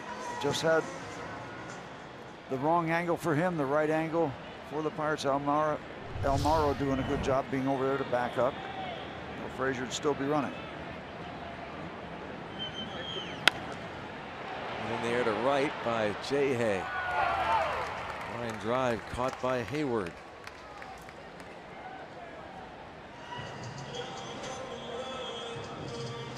One out. It'll bring up Gregory Polanco. Harrison 1 for 3 tonight. Big at bat here for Polanco. The Pirates down 2. And though he is 0 for 2, hit the line drive. Jason Hayward made a fabulous catch on him coming in. I don't know that anybody comes in on a ball better than Jason Hayward. Now keep your foot down. Yeah. And then a hard ground ball to second just moments after he nearly homered. Towering fly ball toward the right field foul pole. So close that the umpires reviewed it.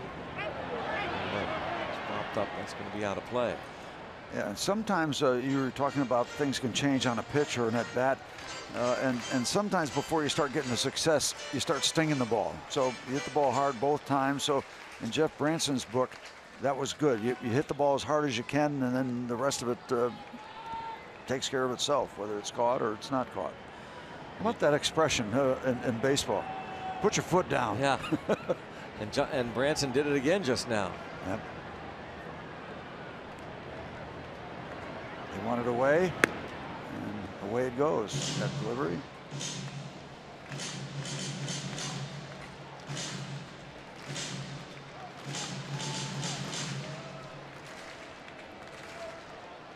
Lot invested in that man, Jeff Branson. Each of his players, his pupils. And a pop up. He has had that uppercut swing. Yep. Good bit lately.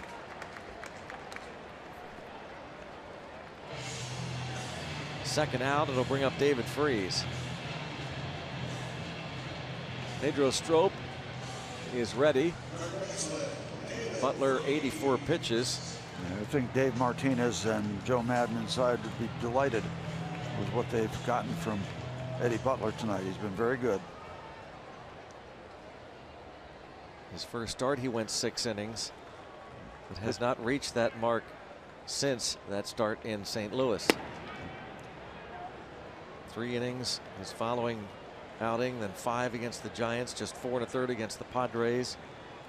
5 2/3 pitching into the 6th inning against Miami. And last time out, the 5 innings against Colorado.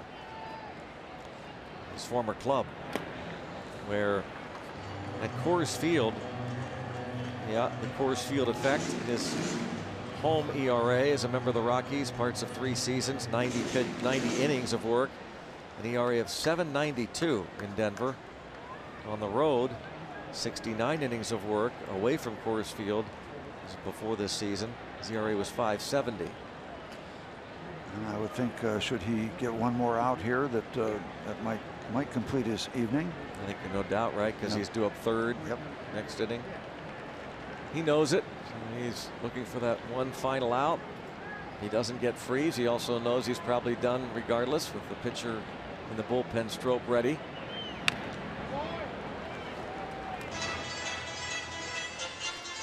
And then it's Arrieta and Lackey for the Cubs. 2 final games of the series. Tomorrow night, 8:15, then Sunday afternoon. Ivan Nova, Jameson Taillon for the Pirates. Josh Bell hit the home run, leading off the 5th.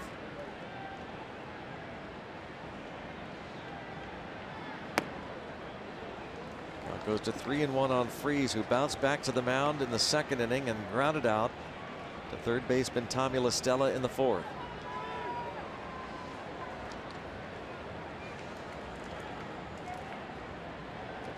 Butler has walked McCutchen and Cervelli.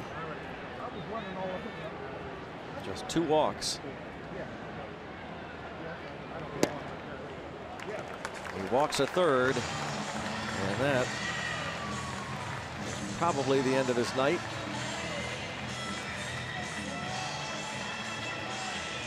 Josh Bell coming to the plate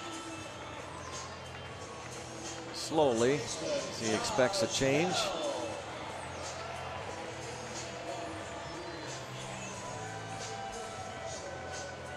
Chris Bosio, the pitching coach, is he going to make the change for Dave Martinez, since Joe Madden has been ejected. No signal yet.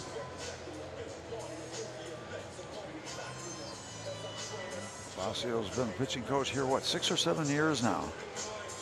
And stick with him. Show his faith in him. Oh. Well, again, Josh Bell led off last inning with this home run liner over the left center field fence. His 12th.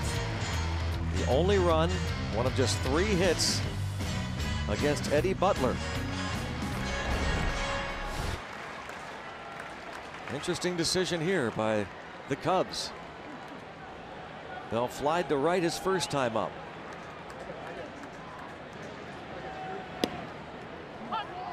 And a strike. With the 1 run, 1 swing of the bat has put the Pirates on the board. Just 3 hits, so a little bit surprising, but Butler has been quite good.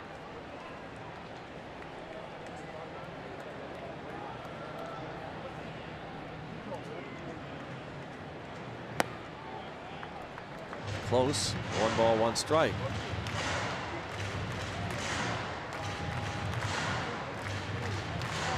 His first 2 starts with the Cubs, 94 pitches and 92 pitches. He's in the neighborhood of those. Foul ball. Has not gotten close to this pitch count since his first 2 starts. He's excellent down at AAA Iowa for the I-Cubs in 5 starts, a 1.17 ERA.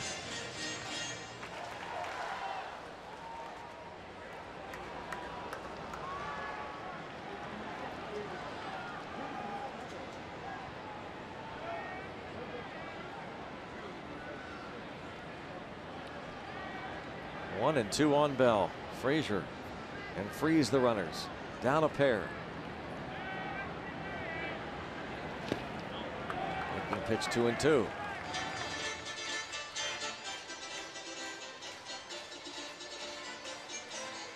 Steve, does a pitching coach go out ever and say, all right, we're keeping you in here, yet this 1 man left? So he knows, you know, nothing on the line. You just get this guy. Drive to right field. Line drive and off the top of the fence and gets away from Hayward. This game is tied. Bell's going to head to third. This game is tied because Josh Bell has driven in all 3 runs. Rips it off the wall and right. 3-3 for Bell.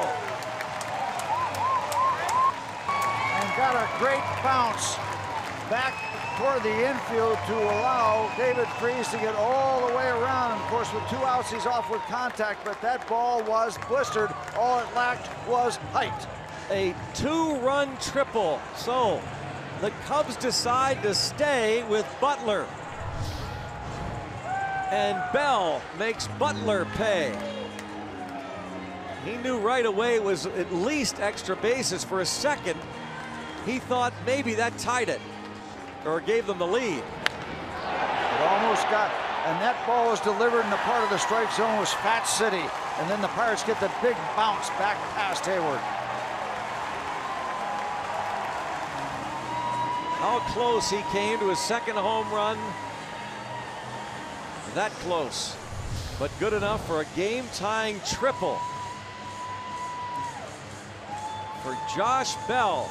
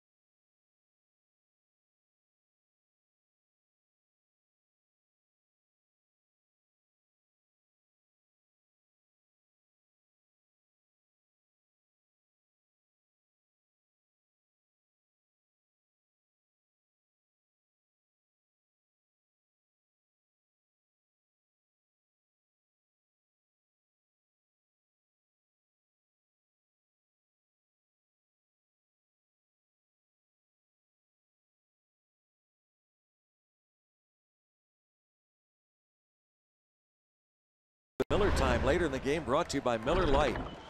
At third base with his second triple of the season. He's driven in all 3. And now it's Andrew McCutchen facing Pedro Strop with Bell at third in a 3-3 game. A late strike called by Will Little.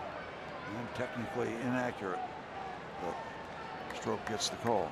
McCutchen 2 for 13 in his career against Strop. That's a 154 average. Both hits home runs. Similar location, the count evens out. 26 strikeouts and 22 plus innings for Pedro Strop.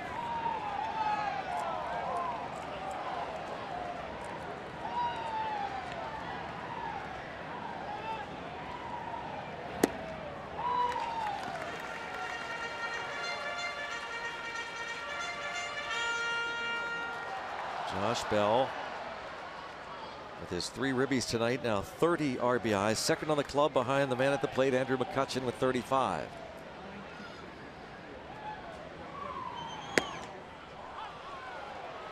Two and two. Working the top of the strike zone.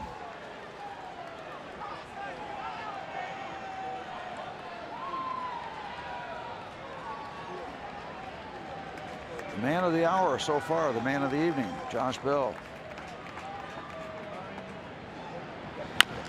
Chopper, going to be a tough play, and Andrew McCutchen has an infield single to give the Pirates the lead.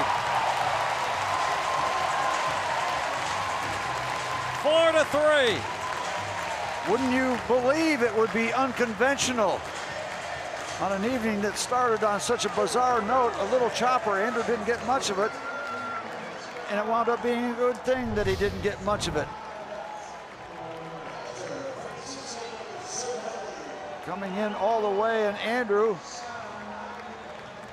gets the business done at first base. He knows he's got a shot. He knows he's got a chance. Tommy La Stella, the bare hand try. Andrew McCutchen, his 36th RBI. All right, we'll take it. Wasn't pretty, but it worked. Now Cervelli. And so it closes the book on Eddie Butler, who did such a great job. But he ends up giving up 4. It takes Trevor Williams off the hook. This inning does. Butler now on the hook.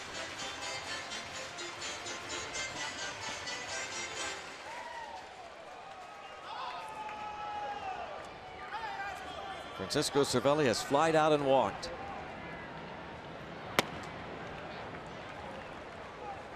And a 1-1 count.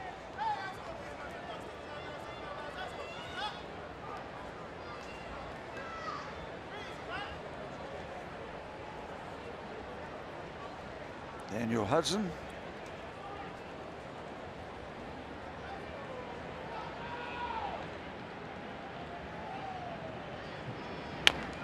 Little tapper. Stroke gets Cervelli.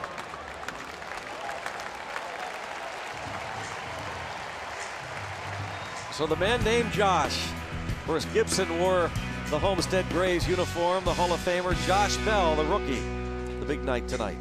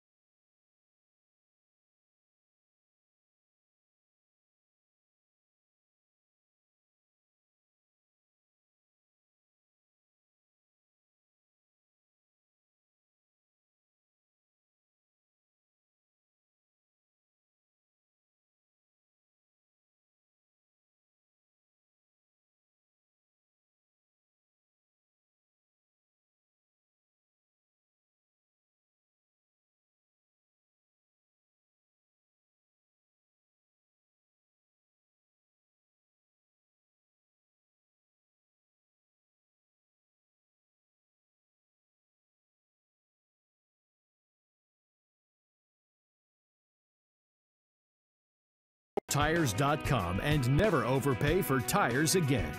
And by Levin's, the official furniture and mattress supplier to the Pittsburgh Pirates. For the best quality, service, and value, shop Levin's. Let's go Bucks! What a night for Josh Bell. Pirates rookie. The home run that got them on the board in the 5th. And the 2-run triple off the wall to tie it. He scored on the infield hit by McCutchen. And now the Pirates bullpen takes over, needing 9 outs. Daniel Hudson coming on. His numbers overall, but recently he has been much better. And the Pirate pitching has retired the last, what, 15? Mm-hmm. It's a struggling Cubs offense. It really is. It's a struggling Cubs offense. They actually ran into 2 outs in the 1st inning.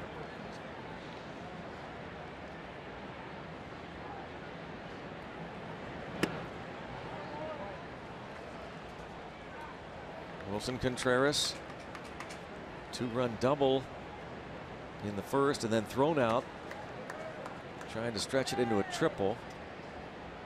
Great catch made by Adam Frazier in the 4th off of Contreras. Pirates defense said, "Au contraire." Very, very important. Needless to say how important it is for Hudson to throw strikes.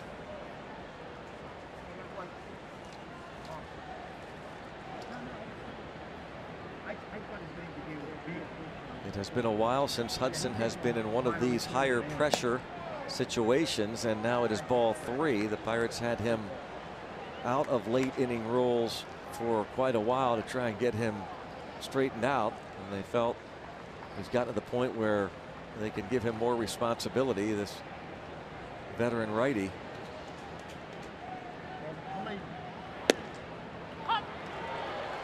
Not so fast, my friend.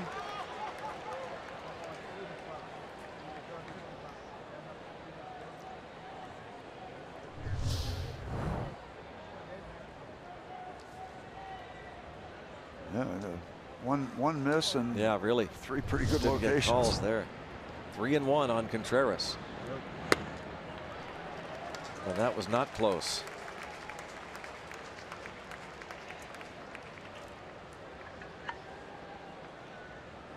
Starts this 7th inning with a walk. Now faces Tommy La Stella.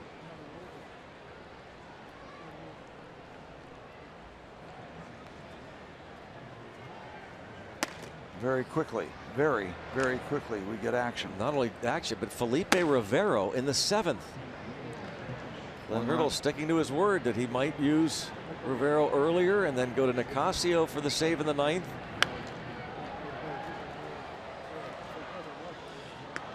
That 1-run ball game, sometimes you gotta, if you're dealing with a fire you have to put out to maintain the lead. You get the outs you need right now to keep things in order. He had gone to Nicasio to get outs previously in the 7th and the 8th, and then to Rivero in the 8th and 9th since they reworked this bullpen. Tony Watson taken out of the closer's role, and now he goes to Rivero. At least has him loosening up here in this 7th inning. There's Nicasio. I don't think you warm Rivero up very often unless you have some serious plans of using him.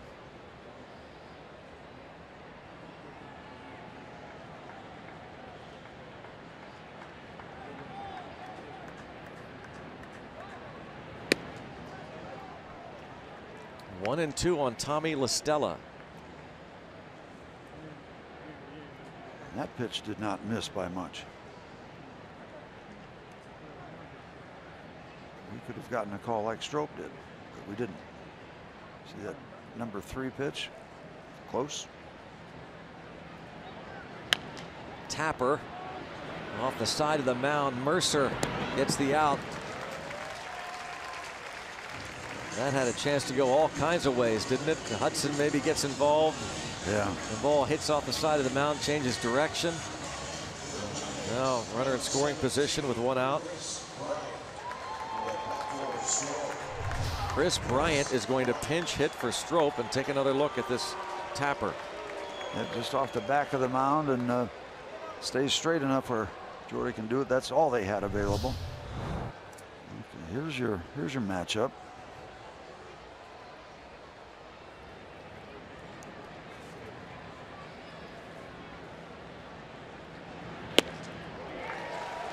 And he wanted to give the Cubs/Giants the lead back. See, the highest career OPS against the Pirates since 1913. Chris Bryant behind only Barry Bonds. Feasting on Pirates pitching is Chris Bryant. National League MVP last year. Rookie of the Year in 2015.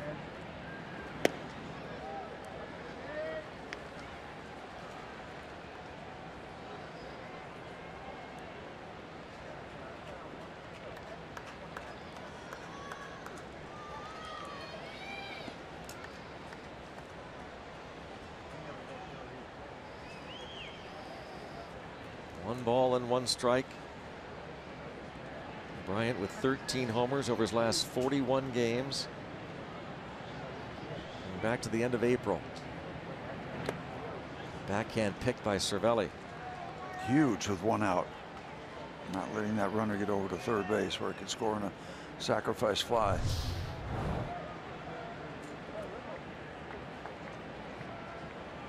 Nicely done.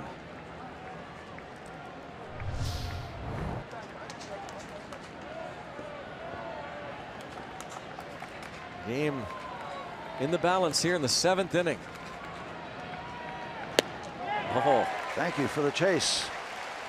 Although he chased a pitch that was just perfect. It wasn't. It looked like it was way off the plate or the strike zone, but this ball is right on the corner as it goes by home plate. By the time it gets to Cervelli, it doesn't look quite as good as it was. That was a dandy.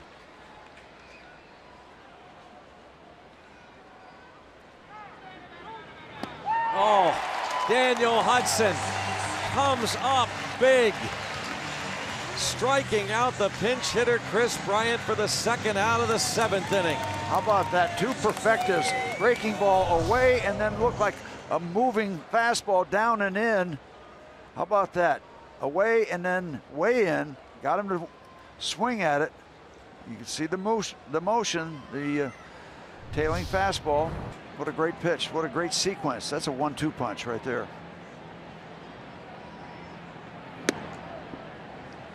How can he finish it off?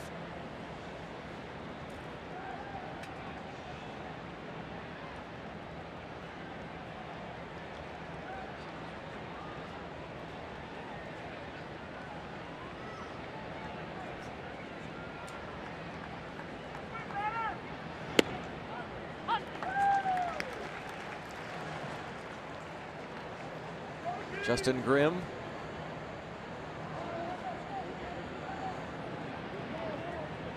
One ball, one strike the count. Contreras still at second. Daniel Hudson walked him to start the inning, then got La Stella to bounce out. The strikeout of Chris Bryant. Almora has flied out and grounded out. Boy, that's two pitches that I think Daniel Hudson would like to get back. Both of those right in that go zone, and he got away with both of them. That's hold your breath delivery right there. Out over the plate, and the previous one was even juicier.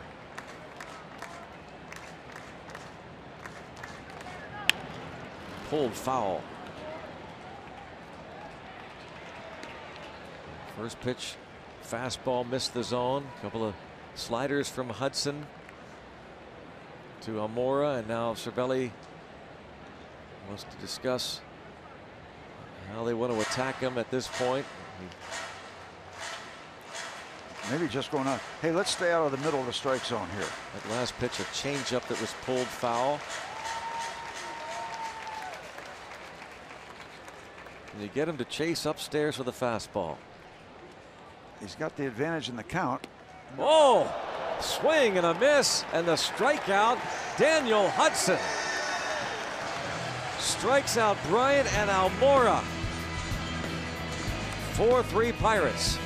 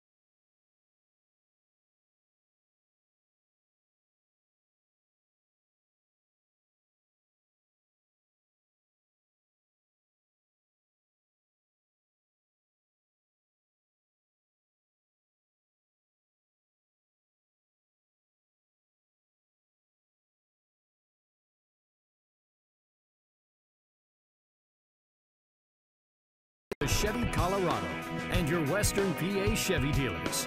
And by Day Automotive, we're going to make your day. Let's go Bucks!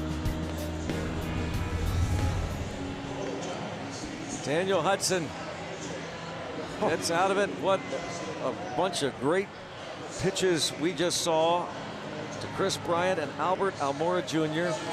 Keep calm. Easy for you to say. And he was calm after the walk to Contreras, the ground out, and striking out the pinch hitter Chris Bryant and Albert Almora Jr. to end that threat. Now changes. Ian Happ moves from second base to center field. Chris Bryant stays in the game. He's now at third base. Tommy La Stella goes from third to second. And a new pitcher, Justin Grimm. And that last breaking ball from Daniel Hudson was just spectacular. After getting away with a couple pitches up in the hitting zone, he just came back huge. Big time work. Big time work. Fair ball. Jordy Mercer will be retired. A little high toss there from Contreras. Go back, Steve, to this slider and change up, kind of similar speeds, but yeah, that works. Yeah, it's separation from the fastball. This is Chris Bryant. Fastball slider. And then that's change up, down and in with the movement. You got him to swing at a pitch that was way off the middle part of the plate. Great, great work.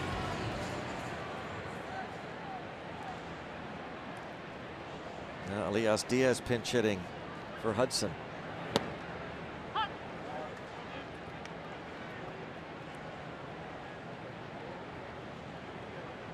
Diaz hitting .326 in 17 major league games this season.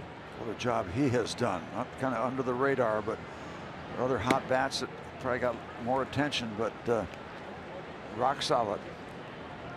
Justin Grimm coming on to work here in the bottom of the seventh. Pirates up 1.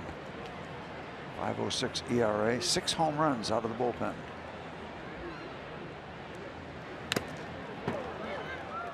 You know, I wasn't looking at the pitch speed from that final delivery to Bryant. I thought it was just a kind of two-seam fastball, but change up had Bryant fooled and out in front.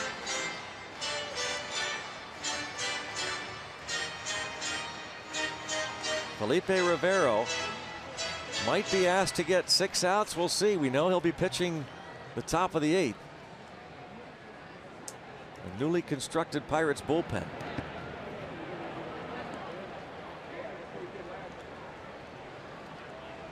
Boy, this would be such a big win for this team. I was just thinking that got work to do, but the Pirates have put themselves in a position to do something pretty special. Yep. But they've got to earn it. That man providing the thump, the home run, and then the 2-run triple. Diaz, fly ball, Happ. 2 outs. You test him right away on center.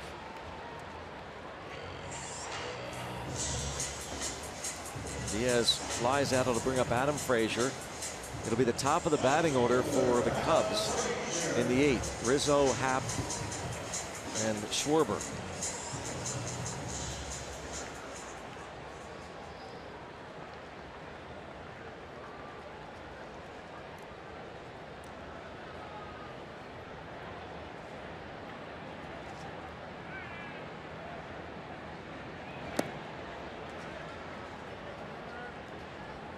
Frazier, that was a big play. Remember the fly ball that Schwarber lost in the lights? That was the base hit that started the 6th, and then Eddie Butler got the next 2 outs but walked David Freese. And the Josh Bell triple followed. The Cubs decided to stay with Eddie Butler for 1 more batter. Bosio came out and talked to him rather than go to Strope. Conference.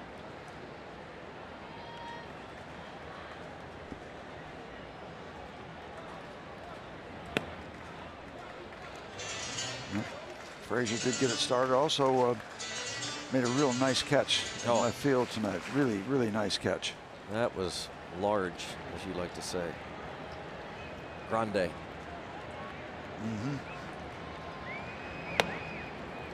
You get those grandes at the drive-thru, right? Sure. You don't want to go up to the counter. Yep.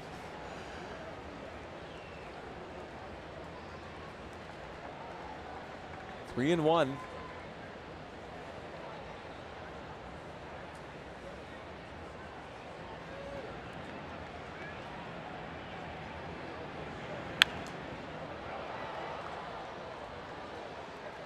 The Brewers and Padres are tied at 4, by the way, after 4 innings in Milwaukee.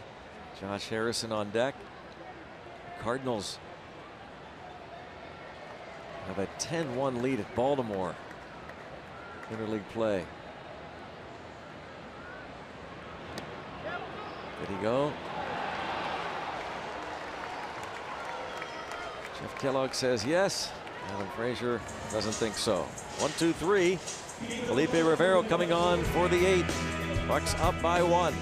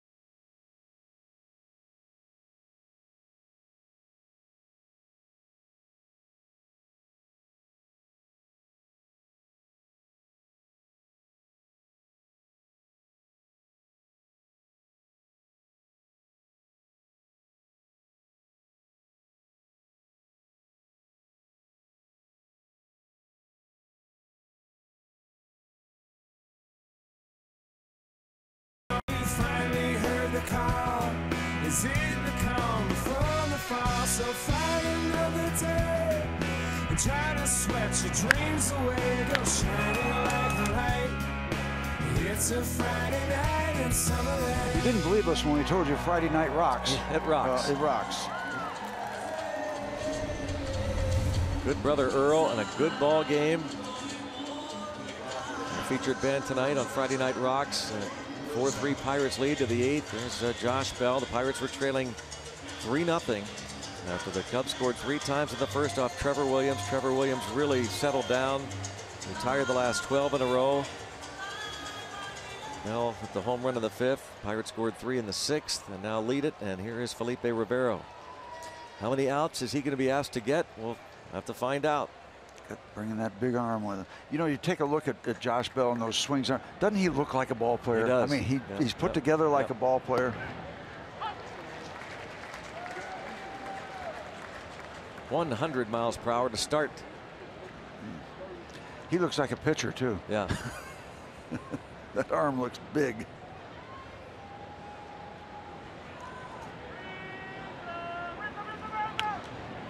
And then the breaking ball. I mean, he's got the power, and then he's got something else in the back pocket. He's got a couple different breaking balls and a changeup. And I'd love to know, Steve, if Clint Hurdle and Ray Searage are saying, all right, it's a certain amount of pitches. If he gets 3 outs and within 15, we'll let him start the 9th. Wow. No contest there. Rizzo. Good morning, good afternoon, good night. 1 out in the 8th. This is a fastball, then a curve, and then a fastball. 100, hook, 100. 3 H's. Even too much for Francisco. I was going to say, I mean, his catcher Can't hold on to it. How's anybody going to hit it? He makes it awkward for everybody. Ian Happ now bats right-handed as Rizzo knows that Rivero has become one of the tougher relievers in baseball, and quickly 2 strikes, 101. Just simply late. There's just a slight discrepancy between our numbers and the one on the ballpark sideboard. Roller fair. He went away from the fastball, and Ian Happ doubles off of Rivero. He did not want tonight to turn into a happening. That was one of the tips to win. And Ian Happ, second hit tonight for the Mount Lebanon High School product. Right down the line, right over the bag. The other tip, by the way, 6 quality innings from Trevor Williams. Well, we almost got that after a rough start.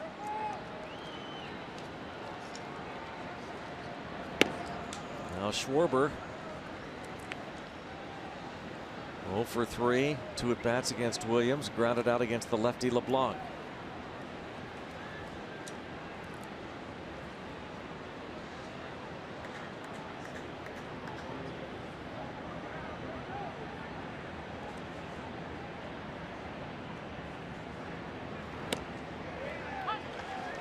The hook.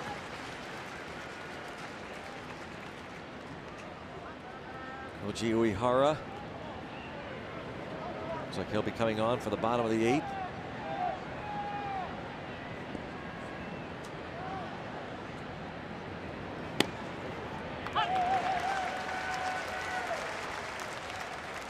Took a little off the fastball at 98, 99.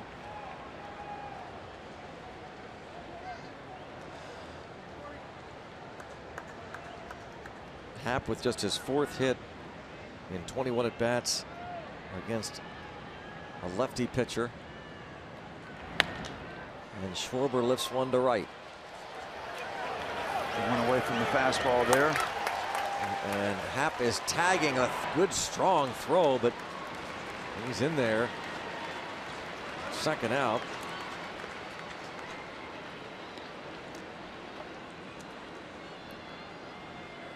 Well,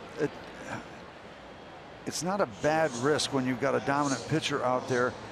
He throws so hard, you got a chance for a wild pitch or something. But you know, he doesn't certainly want to get thrown out at third for the 3rd out of the inning either. So this time it works out for him.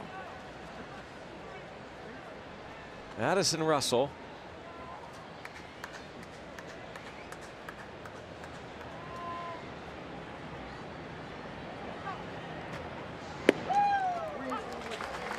.101.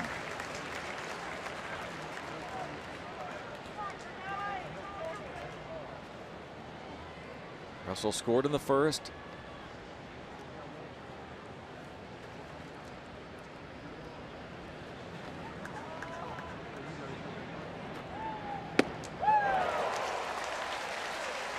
Crowd loves it, seeing the 100 miles per hour on the scoreboard. It's 0-2 on Russell.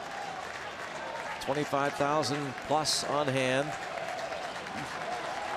Let's see if he stays with the educational delivery of pitching 101.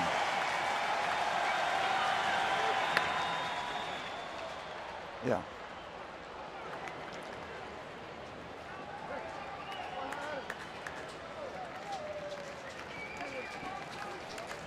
Do you stay with that pitch?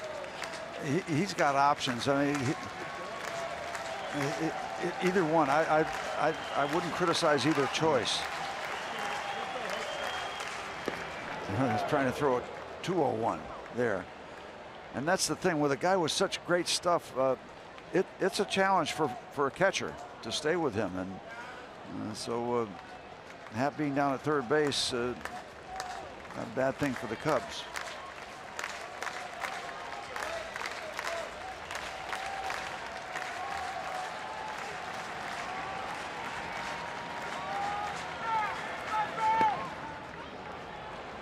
Still heating it up.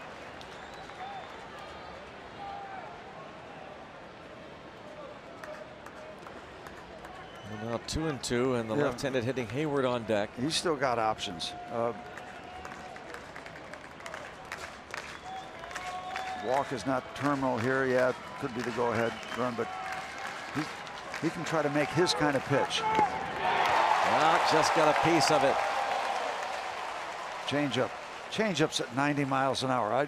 That's just silly.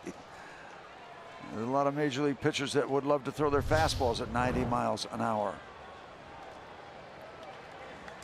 Pretty remarkable that he got a piece of that, isn't it? It is. Russell? It is. Think about it. Yeah, good. He's thinking fastball, maybe curve, fastball, curve, fastball. Probably not even thinking about a changeup. That's a piece. Again off speed. That been back-to-back changeups?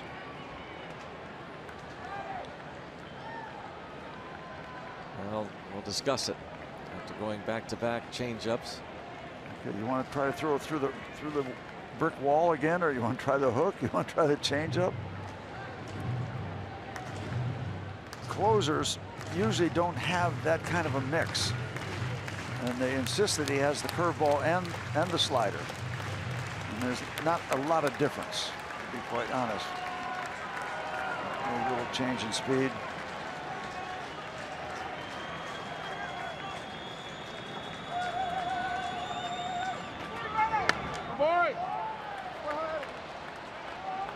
Another fastball, still 2-2, and pretty good battle here. Russell has Rivero talking to himself a bit.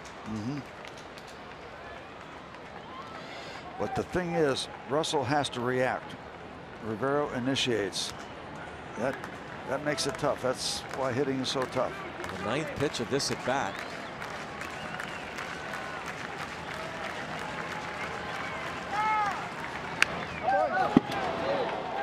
Wow, was he ready for that? Or tried to be ready for it anyway. 88, well out in front, expecting the fastball. When a hitter reacts like that, does that tell you anything at all? He's out in front. He's starting to swing so fastball. early. Yeah. Here comes the 10th pitch. Look at the grid is filled up. Did he go? Yes, says the first base umpire, Clint Fagan.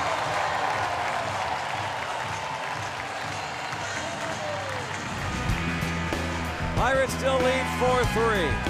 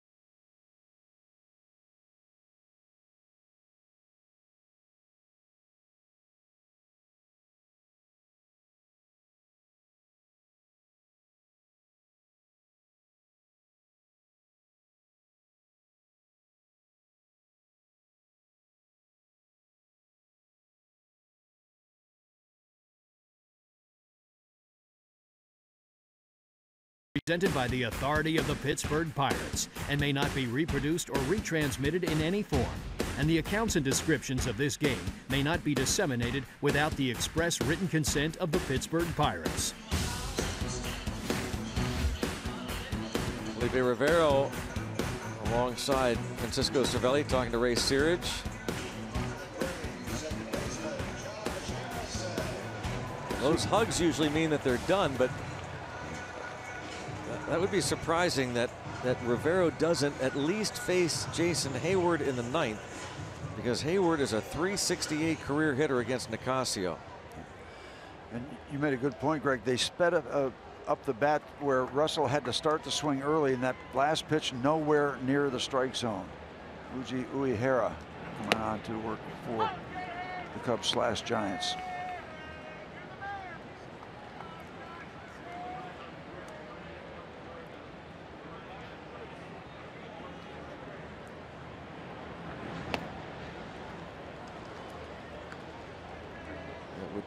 Appears though Rivero is going to start the 9th. Well, we'll see. See if the Pirates can't get a couple more runs. Breathing room.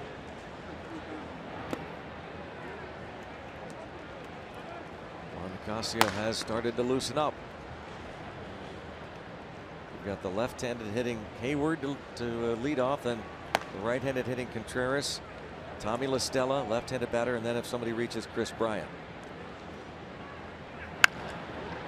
Right at the shortstop, Russell. High throw. Did it? Oh my gosh, he's done it again. It's unbelievable. This guy, as we said the other day, should go to the All-Star game just for this. He reads the first baseman every time. He reads the first baseman. Josh Harrison is ridiculous. That's unbelievable how he contorts his body like this. Last time he was on the other side of the line. That's crazy. Saw where Rizzo was going, and he read it and reacted. That's unreal. Yeah, it's something else. Jeez. Error on Russell. See if this leads to an insurance run. Vote J-Hay any day to the Midsummer Classic. Pirates.com/vote for Josh Harrison.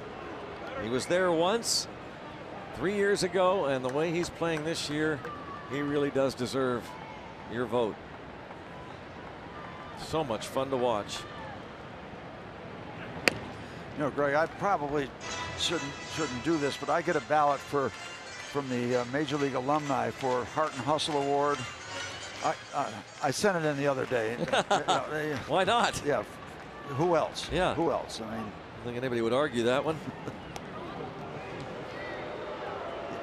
Just wrote, they have comments. I said, yeah, he brings it every day. Yep.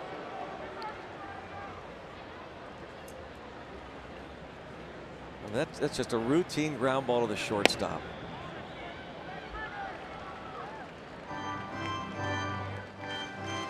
Two 2-0 now on Polanco.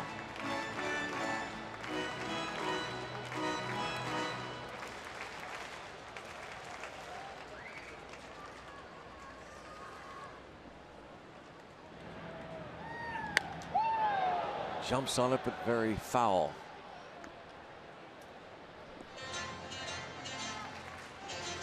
Lined out to the right fielder Hayward, his first at bat. Hayward made an outstanding catch on the sinking liner. Hit a hard ground ball to second in the 4th inning and popped up meekly in the 6th. So 2 good at bats, 1 not so good, and now 2-1 count. And he gets the bat started early. When you just even if just one, just add one to just give you a little breathing room.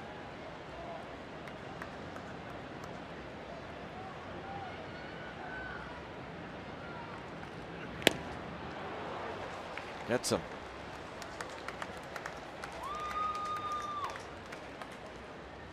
We're going to get to our Nissan road ahead. 2 more games left tomorrow night. 8:15 first pitch, nationally televised. Hope to see you here at PNC Park. First 20,000 fans get a Jordy Mercer bobblehead. Ivan Nova against Jake Arrieta. Sunday, Kids Day, Father's Day, Jameson Taillon against John Lackey. Here's Ivan Nova. Jameson Taillon will pitch Sunday, the final game of a 10-game homestand.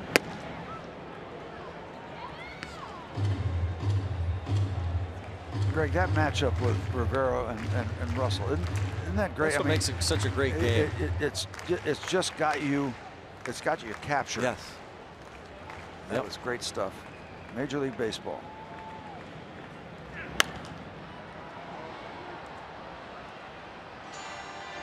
David Freese drew a walk, a very important walk, in the 6th inning against Butler, preceding the Bell triple. By the way, I got a note in the mail from a Pirate fan that said, when are you going to start saying the Bossa Nova? Yeah, that's a good call. The Supernova was working pretty good, I thought. The Bossa Nova. Drilled down the left field line. It is a foul ball.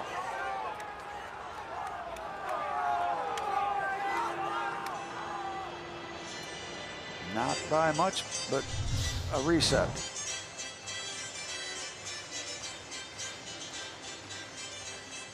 That's how close it was. 2 feet of separation. Well, Steve, I don't think that our first-round pick Shane Baz will be in the big leagues in the next, you wouldn't think, couple of years. He could turn 18 tomorrow, but it'd be nice to have someday a rotation that includes Baz and Nova. Strike out David Freese, back-to-back Ks, and we told Shane Baz that we would pump up that Twitter handle and Instagram, and we've gotten some tweets.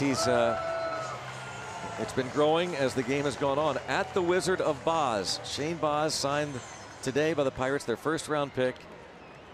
Going to turn 18 years old tomorrow. The pitcher of Tomball, Texas, and some tweets we received, and he did receive tonight. At the Wizard of Baz, B-A-Z. One he sent at the bottom there. Yep.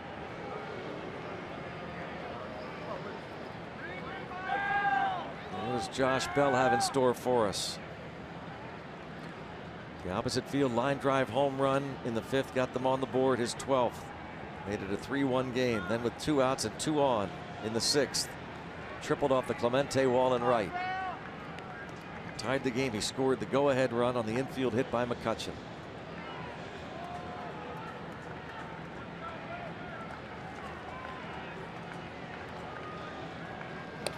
You know, when I saw that that clip they had of Shane pitching with the long hair, just brought a little thought of a young Bronson Arroyo. Yeah.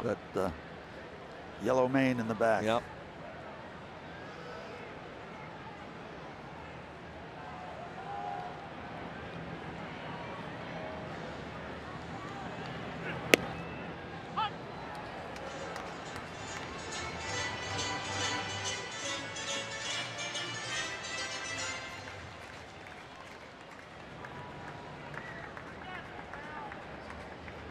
Hits even at 5 apiece. Pirates up by 1.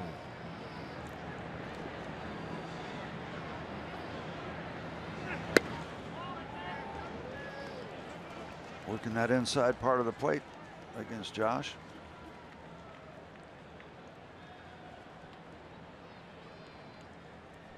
Oji Uehara trying to keep this a 1-run deficit. A lot of years pitching in Japan. And now a 1-2 count. Uehara closed for the Red Sox for a time.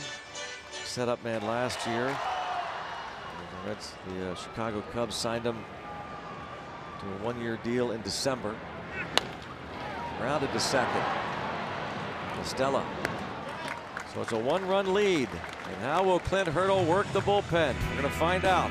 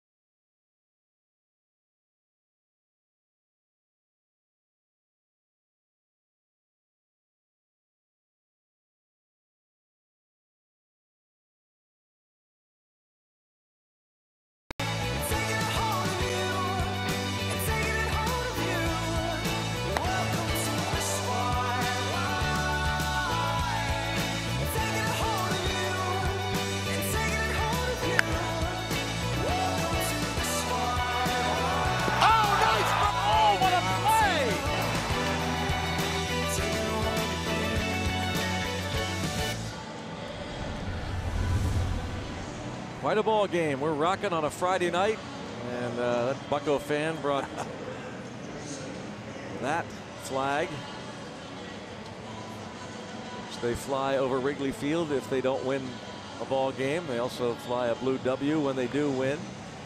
Right now they're trailing by a run, and we have found out the answer to the question how Clint Hurdle is going to work the bullpen. It is Juan Nicasio to start the ninth, and looking for his first Pirate save and his second in the major leagues. And Pirate pitching trying to run out 8 consecutive zeros after the Cubs put up a 3-spot in the top of the first inning. The Cubs have had 2 base runners. And a line drive to right center field and a base hit and dropped by Polanco, and Hayward into second base right away. Hayward, we mentioned before last inning, wondered how they would work it. 368 career hitter against Nicasio before that double. And Tony Watson in the Pirates bullpen.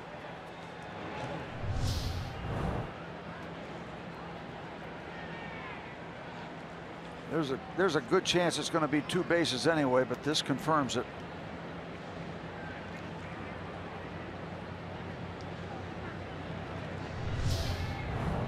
A leadoff double for Hayward.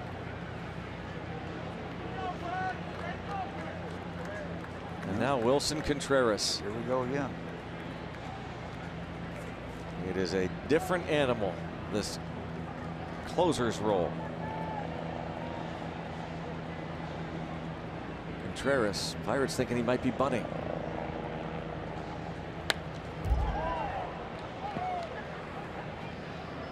Backswing clips Cervelli. Spent a week on the DL. Couple of catchers commiserating.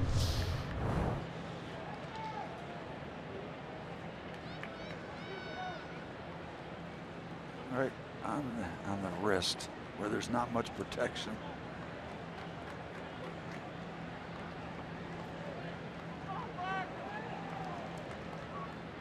Contreras checking on him right away. 0-1 on Contreras. Now Bell backs off. There's no longer thinking he's going to be bunting, and it's a fair ball, and the Cubs are going to tie it. Contreras into second base with a double. It's tied at 4. Just reaching out and pushing the ball past first base. And he has been a handful. Doubled in the first. The great catch by Frazier. Next time up, a walk, and now another double.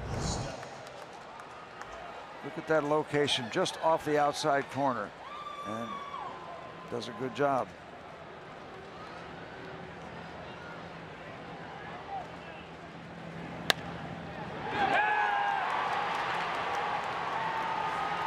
Hayward doubled and scores on the Contreras double, and nobody out.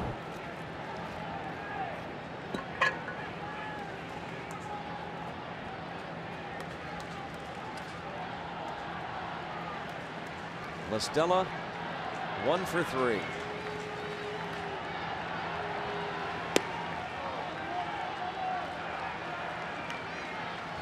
And defensively, the Pirates wondering what they had in mind there with David Freese up close at second base just in case.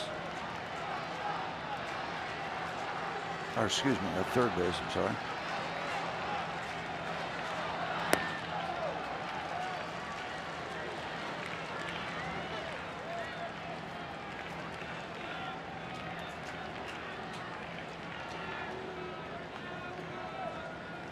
Blown save for Nicasio and Tony Watson,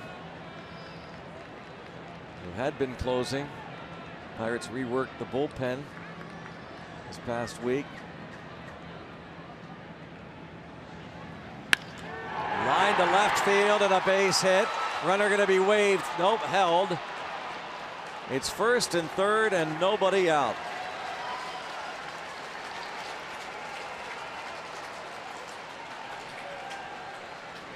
And Chris Bryant to the plate.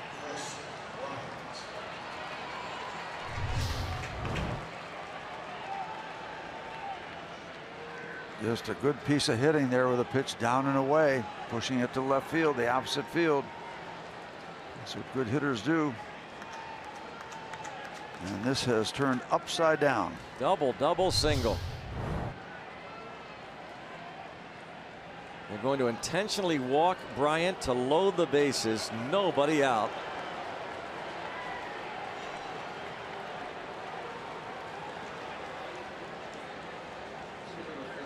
John Jay is going to pinch hit. And now we're going to see Tony Watson. Looks like it. How about this? Remarkable game tonight. Juan Nicasio. It is so different to be in this position to try and close games for whatever reason. So Tony Watson will try and keep it tied. He returns here in the 9th in a tie game.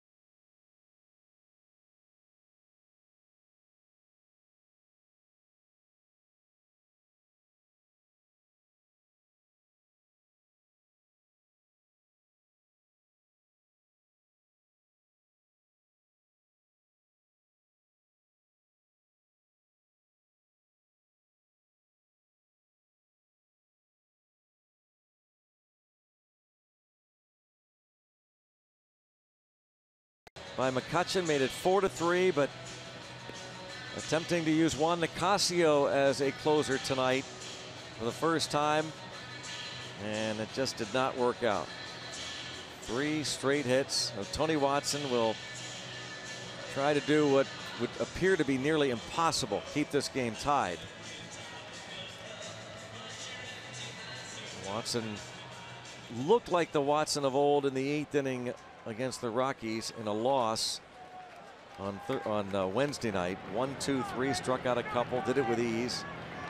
Folks have to play in. Those career numbers against Watson, 417 for Jay. And he promptly singles to left to give the Cubs the lead. And still nobody out. John Jay, a pinch hit single, brings home Contreras. And it's 5-4. Didn't see this coming. That pitch up in. Tony didn't want to leave it there, and the Cubs have just come out here in the 9th inning and made it kind of crazy. This is the way the game started. Rizzo now. Swing and a miss. Cervelli interferes. I don't know what I don't know what he's doing. Oh wow, it was right Straight off shot. Of Little. And Cervelli was just making sure the umpire was all right. Oh, that's crazy. There's a cross-up. Had to be a cross-up. Clint Fagan came in, the first base umpire, to check on his colleague.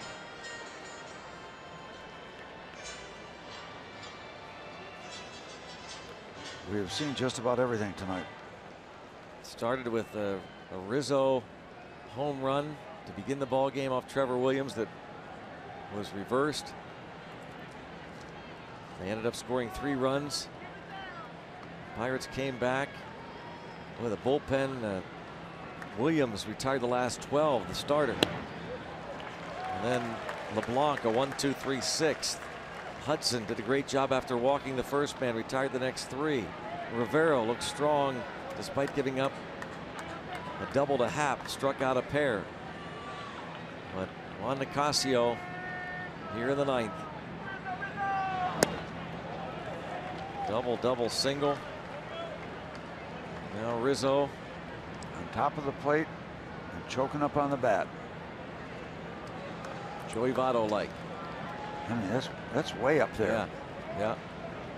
Way up. It's more than Votto. Haven't seen that in a while.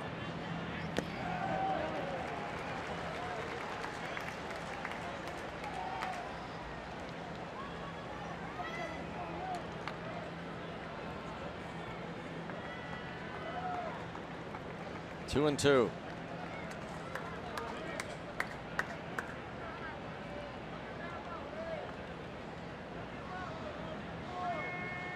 Infield still in.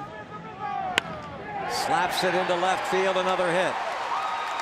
And going past that stop sign and scoring is Bryant. He ran right through Gary Jones's stop sign. It's a 2-run single and still nobody out. And a 7-4 lead for the Cubs.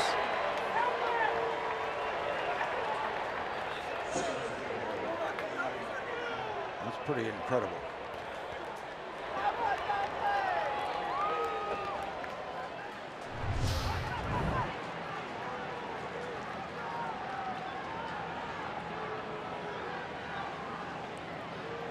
There's that bat control, choking up on the bat. Short swing. Going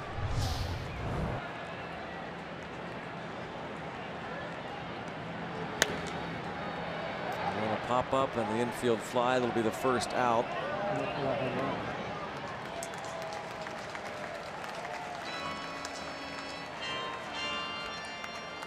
So the base hit that scored not only Contreras, or rather La Stella, but also Bryant. See Bryant getting a great jump, but great jump and never breaking stride. Gives his buddy Rizzo an extra ribby.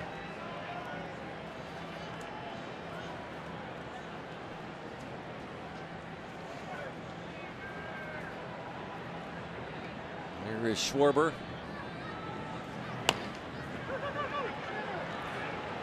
One and not in time to get Schwarber at first.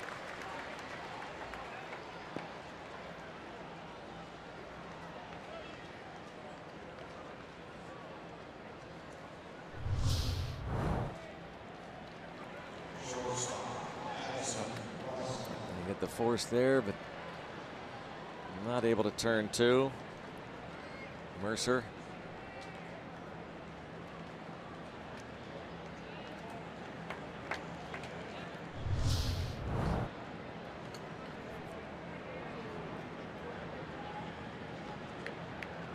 John Jay, the pinch hit. Single. And Addison Russell's the 9th man to bat in the 9th inning. Jan Marinez. As this one is close to getting out of hand, down 3. A 4-run 9th. That's hit well. McCutchen over. That gets down. This score is 1. Another runner being waved home. And he will be safe. As Schwarber able to avoid the tag of Cervelli. And it has gotten out of hand. 9-4. The bullpen implodes on the Pirates.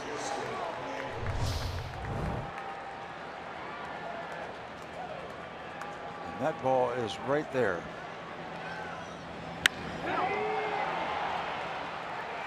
The Cubs came into this game just having the offensive miseries, the road miseries, and it took till the 9th inning, but they have unloaded.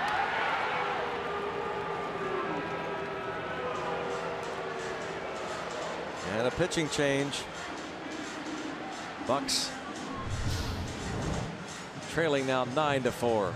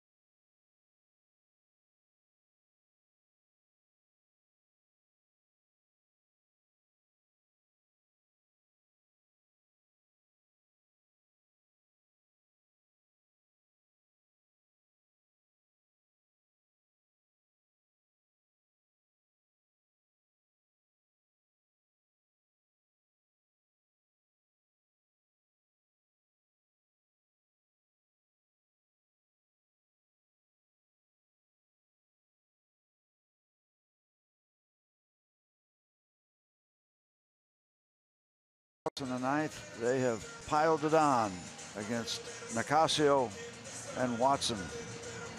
And Jan Marinez comes on to try to secure the 3rd out here in the top of the 9th inning. His numbers.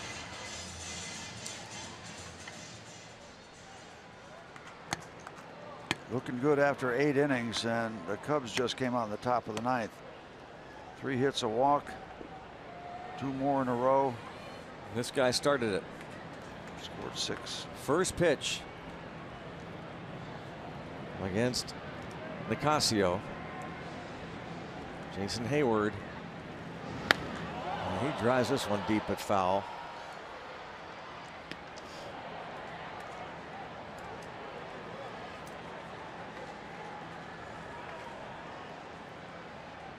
Madison Russell, 2-run double. Juan Nicasio does not get an out, gives up 4 runs on 3 hits.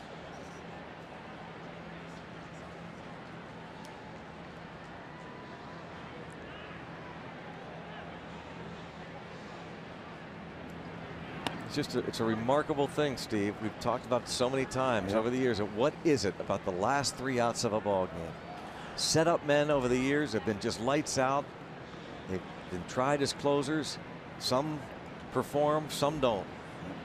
And both of them have had a degree of success. It is a different animal. Disaster in the 9th for the Pirates. Now Wade Davis.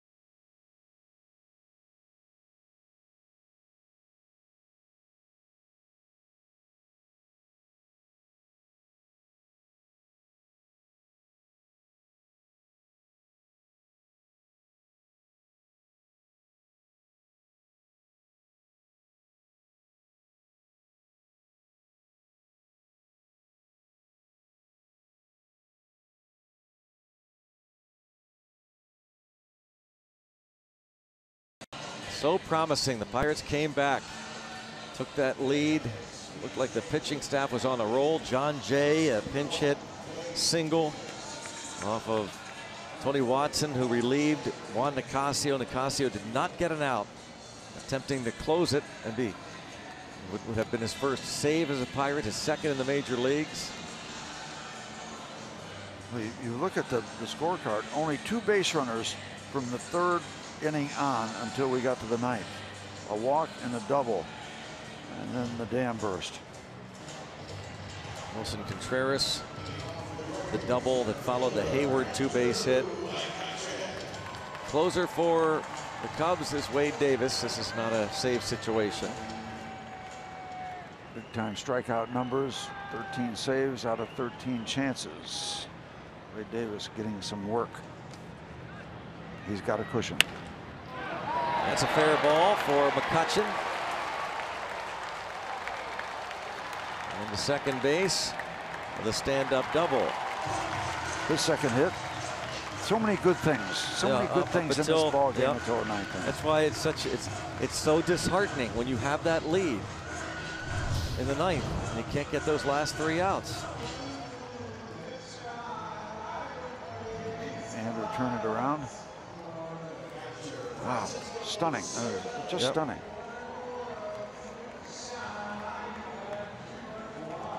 Like bookends. They got 3 weird runs in the first, and things settled down. Then he got 6 really weird runs in the 9th. Not so weird. They just knocked the cover off the ball.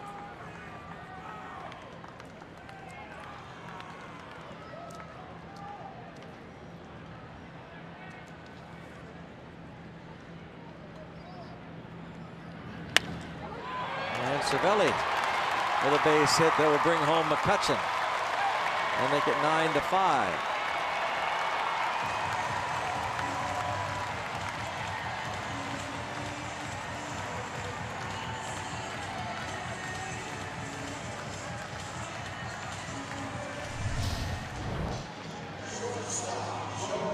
Huge cushion. Wade Davis comes in. 2 quick base hits. It's 9th inning stuff.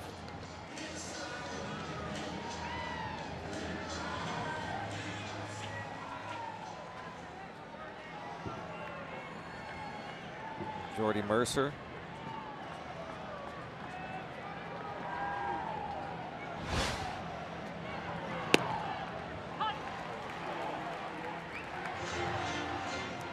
Andrew McCutchen with a couple of hits, on base 3 times.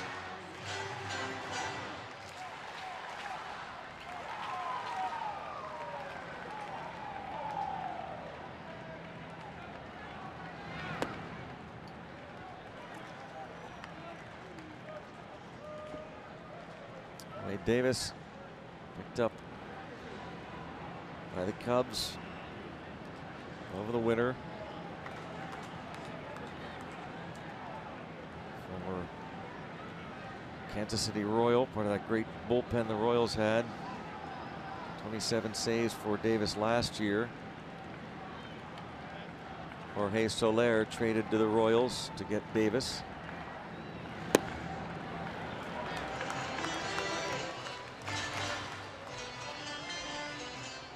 Jose Osuna on deck.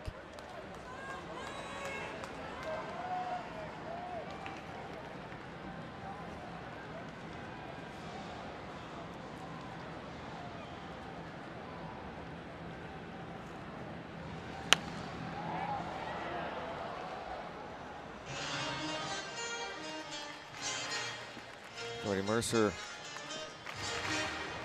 a line drive to Kyle Schwarber in the 3rd inning. Schwarber made a nice play on him. He's 0 for 3 tonight.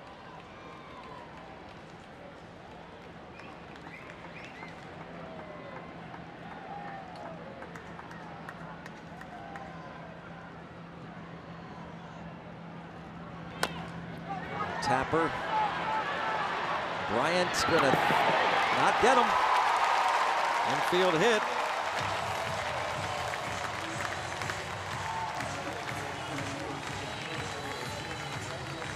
Well, you say it's impossible to come back in a situation like this, and percentages obviously massively against you, but you know the Cubs scored 6. So I mean, it can be done. Highly improbable, but we didn't think it was going to be done in the top of the inning either.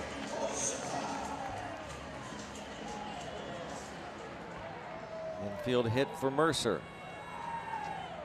There's Bryant with a backhand play. Jose Osuna pinch hitting.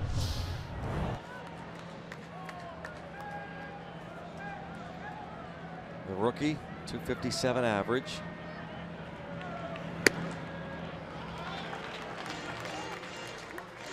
Just keep on swinging, see what happens. Keep on swinging. 2 hits and 18 at bats as a pinch hitter.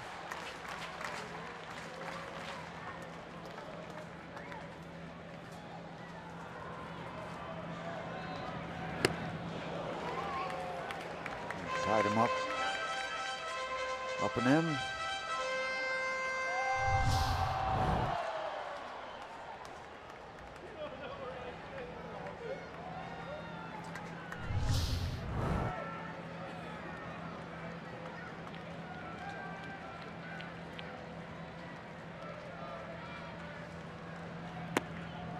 Up and in, then down and away. The old 1-2 punch delivered by pitchers. Up and in, down and away. Don't give them anything to hit, but don't walk them. That's what we used to tell you.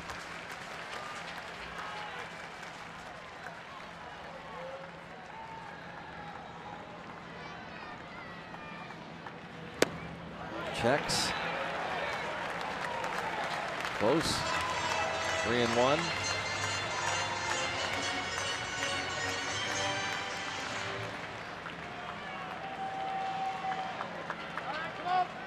Adam Frazier on deck.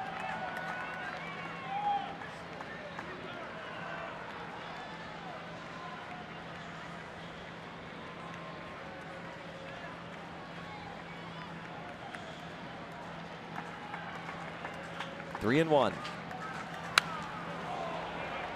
And now a full count on the rookie, Jose Osuna. Boy, if you could ever have guessed what kind of pitch was coming. 3-1 count, you got a massive lead.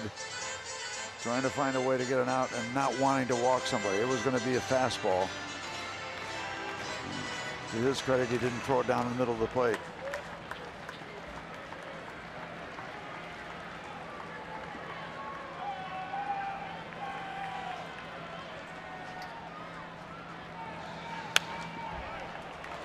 Well, it was too close to not offer. Osuna, pitch that was outside, but with 2 strikes, just to protect.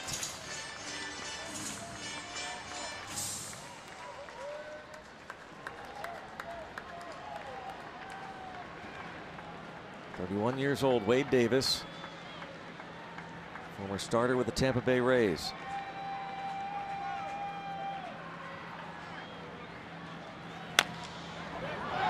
That is a fair ball for the first out.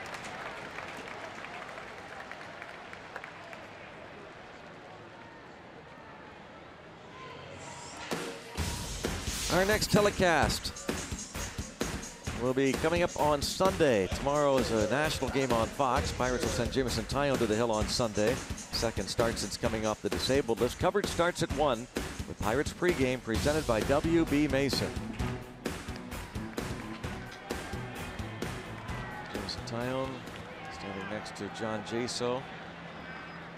Now Adam Frazier with 1 out. The Pirates down 4, 2 on.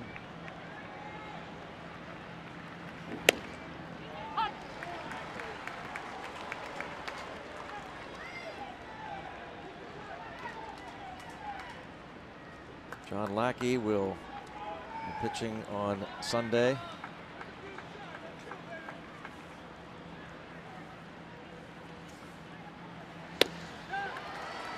0-2 on Frazier.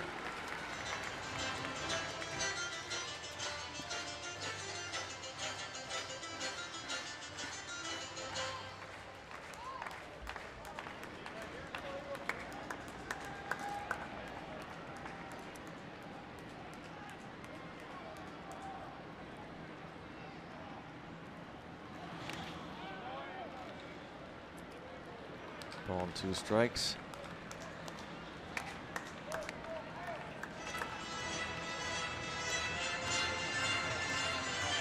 Frazier tonight 1 for 4. Singled off of Eddie Butler, who went 5 2/3, gave up 4 runs. 4 hits, 3 walks, a home run to Josh Bell. Trevor Williams went 5 innings, gave up 3 runs and 4 hits.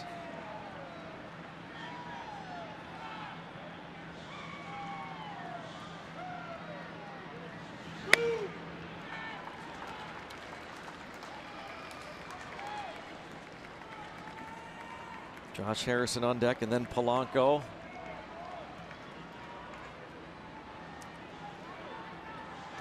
Frazier gets on, the tying run comes to the plate.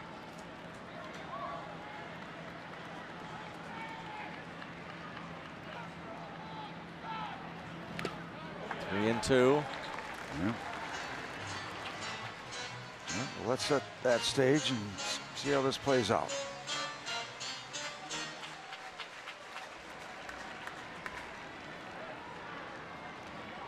Seeing what's happened tonight, this could be an amazing story. It would be an amazing story. Well, Davis entered with this big lead. You wonder why. And maybe they're discussing, hey, listen, let's quit messing around here. That knuckle curve in the dirt. Now 3 and 2 on Frazier. Gotten ahead of him a couple of cutters to start the at-bat. Beat goes on.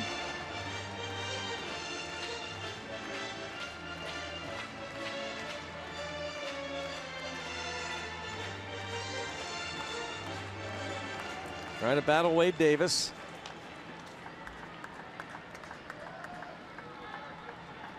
Three-two count on Frazier.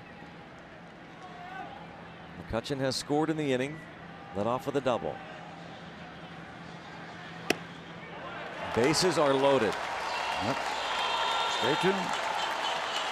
Tying run will come to the plate.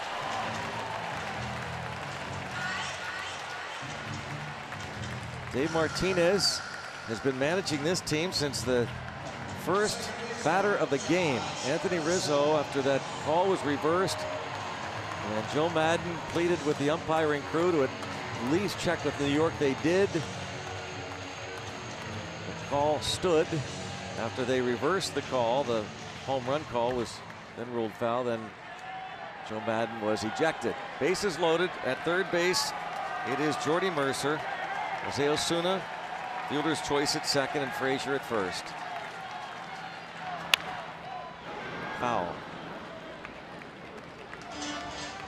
Harrison is 1 out of 4 and eluded Anthony Rizzo in the 8th inning on the Addison Russell throw.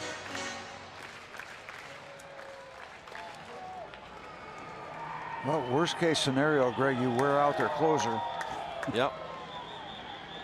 Carl Edwards Jr. in case it gets to the point where they need to lift Davis. Too many pitches. Out in front, 0-2.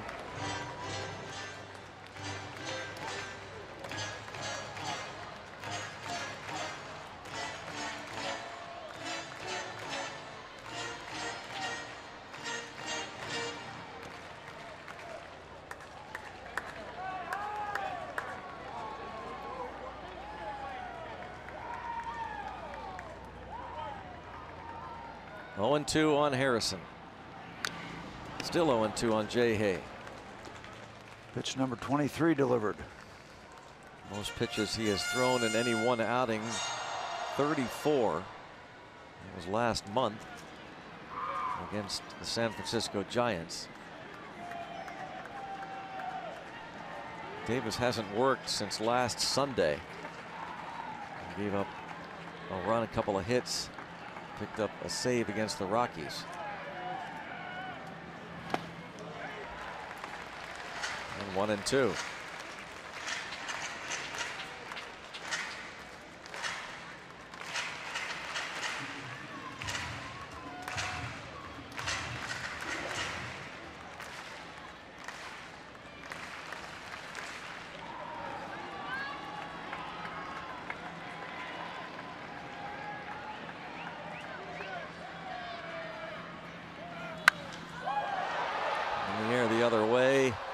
Over to Hayward.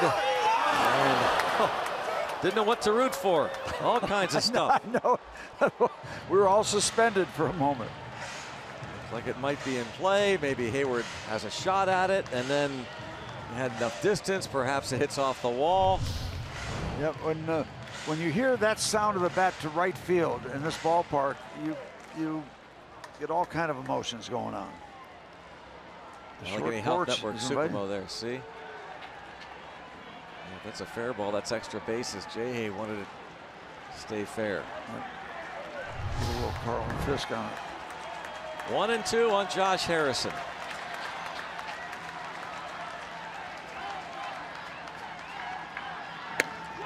Gets him. High fastball. Pirates down to their last out. Josh Harrison against Wade Davis. Here's how it goes, pitch by pitch, and it was a pretty good battle. Foul ball on the sinker. Behind in the count, 0-2 right away. And then the battle starts. There's the one we thought had a chance. There's the one we saw get by Josh. Davis wins that one, second out, and he's working hard to get 3. So now it's Polanco, who has had a couple of good swings, a couple not so good. That's hit hard but foul. Looks like that's fair. Rizzo probably gets it. Rizzo right on the line. That's the one you did want the uppercut swing on. Yeah. He struck out against Uehara last inning. He was 0 for 3 against Butler. Line to right field his first at bat. One big swing and Polanco could tie this game. Rizzo over there by the line and deep. Talk about rocking Friday night. Whoa. 0-2, and now Davis pitch away from ending this. Will be one of the better comebacks of the Chicago Cubs this season, no doubt. 6 in the top of this 9th. Yeah, when's the last time they scored 9 runs? Been a while. Wanting that pitch up, Contreras, but Polanco not chasing.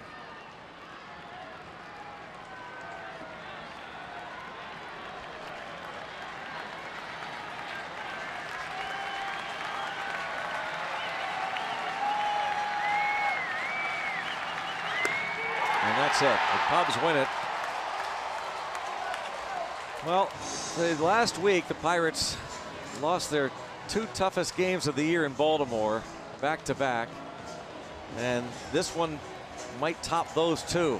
Yeah, you feel it more. It's a game against the Cubs. It's a division rival. It's the defending world champions. You came back, you had that lead, and the bullpen implodes. That was a tough one. It started ugly and it finished ugly. We'll go out to Dan Potash and Kent Tekulve. All right, gentlemen. Well, we found out about 10 days ago that the Pirates are going to unplug Tony Watson as their closer and kind of have 2 men do it in Felipe Rivero and Juan Nicasio. Well, Rivero has had a couple tries and has performed well. Nicasio getting a chance tonight.